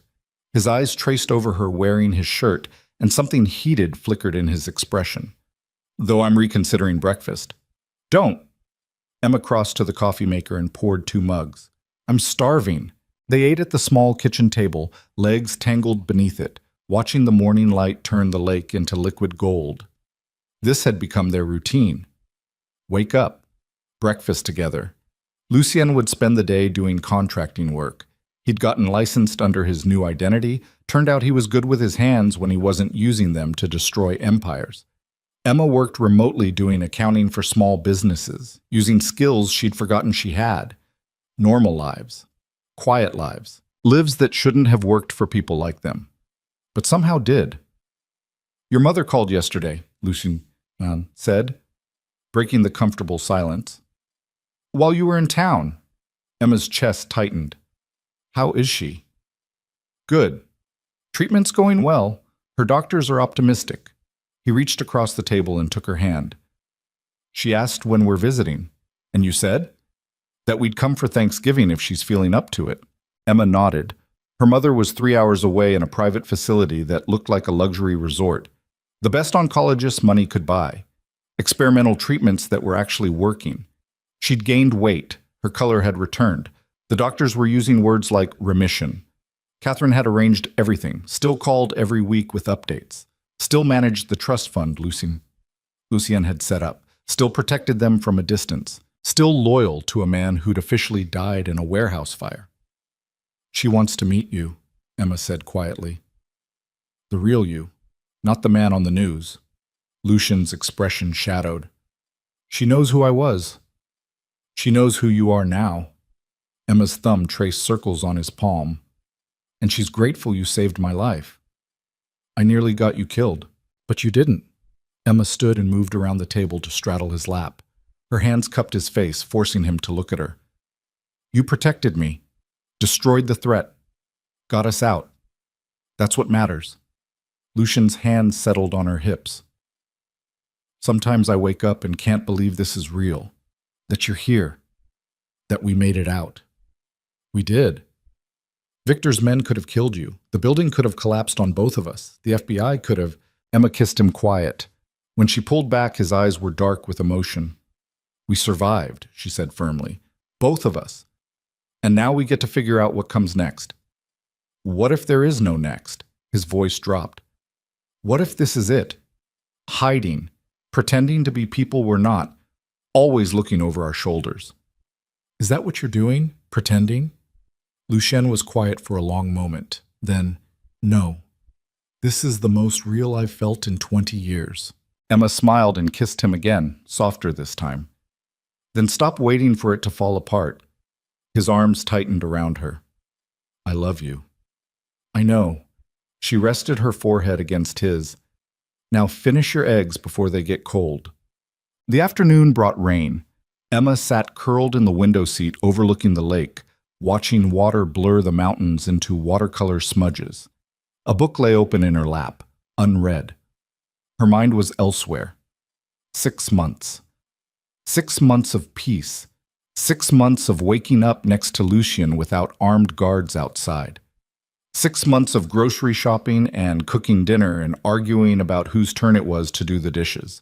6 months of almost forgetting the blood. Almost. Because sometimes Emma woke from nightmares where Victor's men were dragging her into that van again. Where her mother was dying in a hospital bed she couldn't reach. Where Lucien was buried under burning rubble and Emma was screaming his name into smoke. Sometimes Lucien woke the same way, thrashing, reaching for weapons that weren't there, calling out names of people he'd lost. They'd both carry scars, the kind that didn't show on skin. The front door opened. Lucien appeared, soaked from the rain, carrying groceries. He kicked off his boots and headed for the kitchen. "Road's getting bad," he called. "Might flood if this keeps up." Emma set down her book and joined him. "We have enough supplies?" "For a siege." He started unpacking bags. "I may have overcompensated." Emma laughed. Some habits died hard. They put away groceries in comfortable silence. Emma was reaching for the top shelf when Lucian's phone buzzed on the counter. He froze. The phone was a burner. Untraceable. Only 3 people had the number: Catherine, Alexander, and a lawyer who managed the legal complexities of their new identities. Lucien picked it up. Checked the screen. His expression went carefully blank. "What is it?" Emma asked. "Catherine." He opened the message. Read. His jaw clenched. "Lucien?" He handed her the phone. The message was short. "FBI closed the Moreau investigation. No charges filed. You're officially dead. Congratulations on your resurrection." Below it, a link to a news article. Emma clicked. The headline read, "Moreau Empire officially dissolved. Billionaire declared legally dead." The article detailed the FBI's conclusion. Lucien Moreau had died in the warehouse explosion alongside Victor Constantine. His assets had been seized, liquidated, distributed among creditors and victims of his alleged crimes. The empire was gone. The king was dead. Long live the king. Emma looked up at Lucien. "You're free. We're free." His voice was rough. "No more looking over our shoulders. No more waiting for federal agents to show up. It's over." Emma should have felt relief. Victory. Something. Instead, she felt the weight of everything it had cost to get here. "Did you ever think we'd make it?" she asked quietly. Lucien pulled her against him.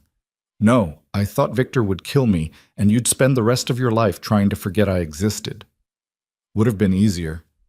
Probably. His arms tightened. You regretting it? Emma pulled back enough to look at him. Really, look at him. At the man who'd torn her life apart and rebuilt it into something she never knew she wanted. At the scars he carried, visible and invisible, from protecting her. At the way he looked at her like she was the only thing in his world that mattered. No, she said. I don't regret it. Even the bad parts? Especially the bad parts. Emma's hands framed his face. They got us here. Lucien kissed her. Slow, deep. The kind of kiss that tasted like gratitude and second chances and futures they'd fought to earn. When they broke apart, rain was hammering the roof. We should celebrate, Lucien said. How? A slow smile spread across his face. I have an idea, Okta. He took her to the bedroom and made love to her like they had all the time in the world. Because they did. No more countdown clocks, no more threats, no more empire demanding his attention or enemies demanding his blood. Just them. Afterward, they lay tangled in sheets, listening to the rain, Lucien's fingers tracing idle patterns on Emma's bare shoulder. I want to marry you, he said into the quiet. Emma's breath caught. What? Properly. Not some rushed thing because we're running from the FBI. A real wedding, somewhere beautiful, with your mother there. He propped himself up on one elbow to look at her. I want to stand in front of people who matter and promise you the rest of my life. Emma's throat tightened. Lucien, I know I destroyed your faith in marriage. I know Daniel made you promises he didn't keep. I know I'm asking you to trust something that already broke you once. His hand cupped her face. But I'm not Daniel, and I'm not the man I was 6 months ago. I'm asking you to marry the man I'm becoming, the one you helped create. Tears burned behind Emma's eyes. You don't need a wedding to prove you're committed. I need it to prove it to you. His voice dropped. You gave up everything for me. Your life, your safety, your freedom. The least I can do is give you a promise that means something. Emma stared at him, at the vulnerability in his eyes, the hope, the love that he wore like armor now instead of hiding behind walls. Ask me, she whispered. Lucien's expression shifted into something that looked like relief and terror combined. He slid out of bed, naked and unself-conscious, and dropped to one knee beside it. Emma's laugh was half sob. Emma Vale, Lucien said, his voice steady despite the emotion in his eyes. Will you marry me? You don't have a ring. I have something better. He reached for his discarded jeans and pulled out a small box from the pocket, opened it. Inside sat a simple gold band. No diamonds. No ostentatious display of wealth. Just a ring that looked like it belonged to people who built lives instead of empires. It's perfect, Emma breathed. Is that a yes? She launched herself at him, knocking them both to the floor in a tangle of limbs and laughter. Yes, she said against his mouth. Yes, you impossible man. Yes! Lucien slid the ring onto her finger and kissed her like he was sealing a vow. And somewhere in the mountains of Washington, in a cabin that smelled like rain and coffee and new beginnings, two people who'd survived hell found something they'd never expected. Peace. They married in November beneath falling leaves and golden light. The ceremony was small. Emma's mother, healthy enough to travel, weeping happy tears in the front row. Catherine, who'd flown in from New York, standing as witness with the kind of professional composure that almost hid her smile. Alexander, still moving carefully but alive, serving as Lucien's best man with a quiet dignity that spoke of battles survived, a local officiant who had no idea who they really were. And each other. Lucien wore a simple gray suit. Emma wore a dress she'd found in a vintage shop, cream-colored, tea-length, nothing like the elaborate gown she'd imagined as a girl. It was perfect. They said their vows beside the lake, the water mirror still and reflecting mountains and sky. Lucien's voice was steady when he promised to protect her, to choose her, to build a life where she never felt invisible again. Emma's voice shook when she promised to stay, to trust him, to love all the broken parts he thought made him unlovable. When the officiant pronounced them married, Lucien kissed her like he'd been waiting his entire life for this moment. Maybe he had. The reception was held in their cabin. Champagne that wasn't served by someone invisible. Food they'd cooked themselves. Music from a speaker instead of a string quartet. Emma's mother pulled her aside during the dancing. "You're happy," she said. Not a question, an observation. "I am," Emma smiled. "Is that surprising?" "Considering everything you've been through, yes."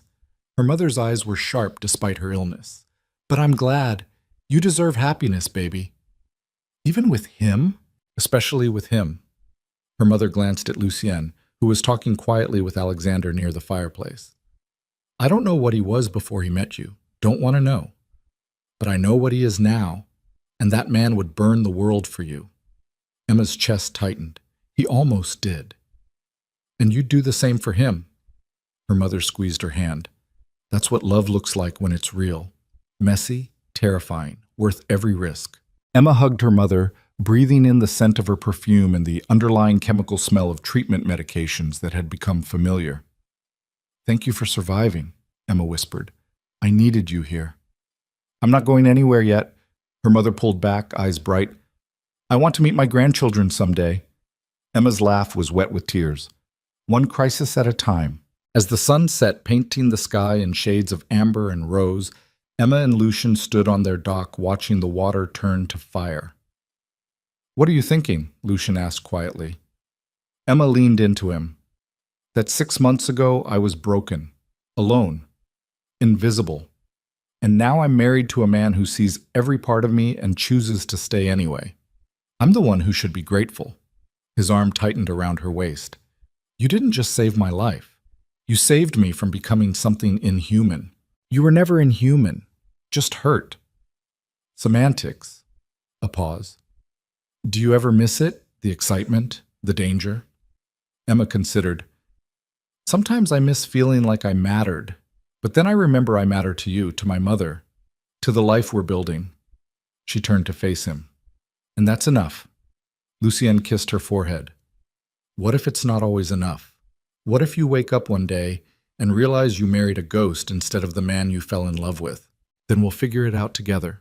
Emma's voice was firm. "I didn't marry Lucien Moreau, the billionaire.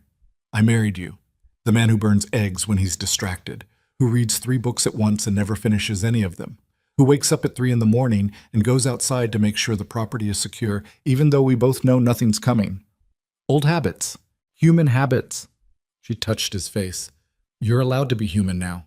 Allowed to be imperfect. Allowed to build something small and quiet instead of massive and terrifying." Lucien's eyes were suspiciously bright. "When did you get so wise?" "When I survived loving you." He laughed and pulled her close. They stood on the dock until the stars came out, holding each other while the world moved around them, unthreatening and vast. Winter came. Snow blanketed the mountains and turned the lake into glass. Emma and Lucien learned to chop wood, to winterize the cabin, to survive the kind of cold that belonged to elevation and isolation. They learned each other's rhythms. Lucien's nightmares came less frequently. Emma stopped flinching at unexpected sounds. They built routines that felt like normal instead of survival. Catherine called every week with updates. Alexander visited once, bringing news from New York. The city had moved on, found new scandals, forgotten about the billionaire who died in flames. Lucien's name was becoming history. Emma's mother's treatment continued to work. The word remission became sustained remission, became possibly cured. Miracles came in medical jargon and clean scan results. And slowly, carefully, Emma and Lucien built a life that looked nothing like the one that had almost destroyed them. On a February morning, Emma woke feeling nauseous. She made it to the bathroom just in time. When she emerged, pale and shaky, Lucien was waiting with water and concern. "You okay?" "I think so. Might be something I ate." But the nausea came back the next morning, and the next. On the 4th day, Emma stared at the pregnancy test in her trembling hands and watched 2 lines appear. Positive. She found Lucien in his workshop behind the cabin, building a bookshelf from scratch. Sawdust covered his clothes. His hair was disheveled. He looked nothing like the cold-eyed billionaire she'd met in that ballroom. He looked like home. "I'm pregnant," Emma said from the doorway. Lucien's saw stopped mid-cut. He turned to face her, his expression unreadable. "Say something," Emma whispered. He crossed the workshop in 3 strides and dropped to his knees in front of her. His hands settled on her hips, his forehead pressed against her stomach. When he looked up, tears were streaming down his face. "I thought I'd lost the ability to feel joy," he said, his voice broken. "Thought I'd buried it so deep under violence and control that it was gone forever. But this," his hands trembled against her, "this is joy." Emma's own tears fell. "You're happy?" "Terrified, but happy." He stood and pulled her against him. "We're bringing a child into the world, someone who'll never know the man I was, who'll only know the man you helped me become." Emma buried her face in his neck. "What if we mess this up?" "We will," repeatedly. Lucian's laugh was wet. "But we'll do it together, and that kid will know they're loved, protected, seen." He pulled back to look at her. "They'll never be invisible." Emma kissed him with salt on her lips and hope in her chest. Spring arrived. The snow melted. Green returned to the mountains. The lake thawed and filled with life. Emma's body changed, growing round with the evidence of what they'd created. Lucienne became obsessively protective, worrying about her nutrition, her sleep, whether the cabin was safe enough for a baby. Some habits really did die hard. Emma's mother visited for a month, glowing with health and excitement about becoming a grandmother. She and Lucienne developed an easy rapport built on mutual devotion to Emma and terrible jokes that made Emma roll her eyes. Catherine sent gifts, impossibly soft baby clothes, books on parenting, a crib that probably cost more than most people's cars. Alexander sent a card that just said, "Congratulations on your resurrection." And in late August, on a morning when the lake was still as glass and the mountains were painted gold with sunrise, Emma went into labor.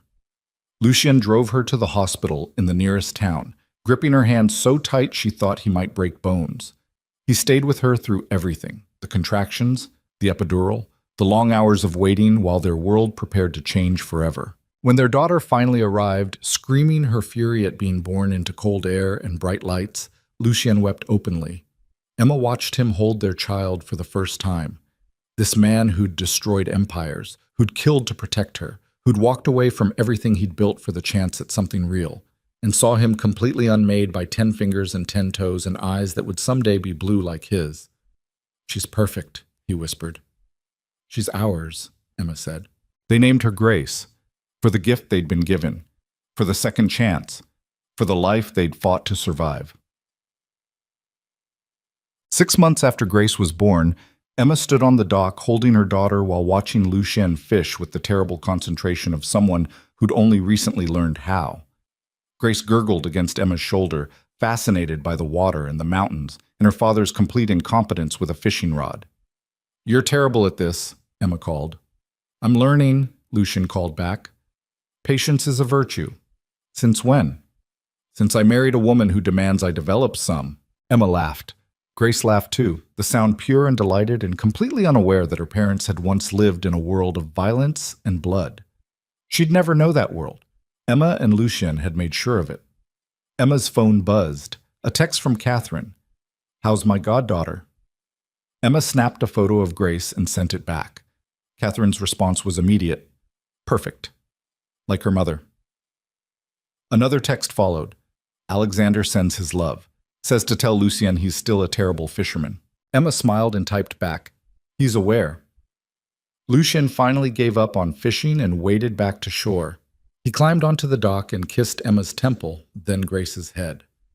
"Remind me why we thought fishing was relaxing," he said. "Because you read about it in a book." "Books lie." Grace reached for Lucien with chubby fingers. He took her, cradling her against his chest, with the careful reverence of someone holding something irreplaceable. "What are you thinking?" Emma asked quietly. Lucien looked out over the lake, at the mountains, at the life they'd built from ashes and second chances. "That I spent 40 years becoming a monster," he said, "and 2 years learning to be human again, and every second of it was worth it to get here." Emma's hand found his. "No regrets?" "About leaving the empire, disappearing, becoming someone new?" He looked at her, at Grace sleeping peacefully in his arms. "Not one. Even when it's hard, especially when it's hard." His thumb traced circles on Emma's palm. "Because the hardest things are usually the ones most worth doing." They stood together on the dock as the sun climbed higher, warming the water and the mountains and the small family that had survived hell to find something worth protecting. Emma thought about the woman she'd been, broken, invisible, drowning in debt and despair. Thought about the night she'd met a dangerous man in a ballroom and made a choice that should have destroyed her. Instead, it had saved her, both of them. "I love you," she said. Lucian kissed her. "I know." Grace woke and demanded attention with the imperious authority of someone who'd never had to fight to be seen. And on a dock in northern Washington, 3 people who'd found each other in the darkness built a life in the light. No more empires, no more blood, no more hiding, just family, just love, just the quiet, extraordinary miracle of survival. Emma had spent her life disappearing, but in Lucian's arms, holding their daughter while the mountains watched and the water sang, she'd never felt more visible, more real, more completely, perfectly herself. The woman who'd served champagne to strangers had become someone worth fighting for. The billionaire who'd ruled through fear had learned to protect through love. And the empire they built together was small enough to fit on a dock, strong enough to weather anything, and worth more than all the money and power in the world, because it was theirs. And neither of them would ever let it go.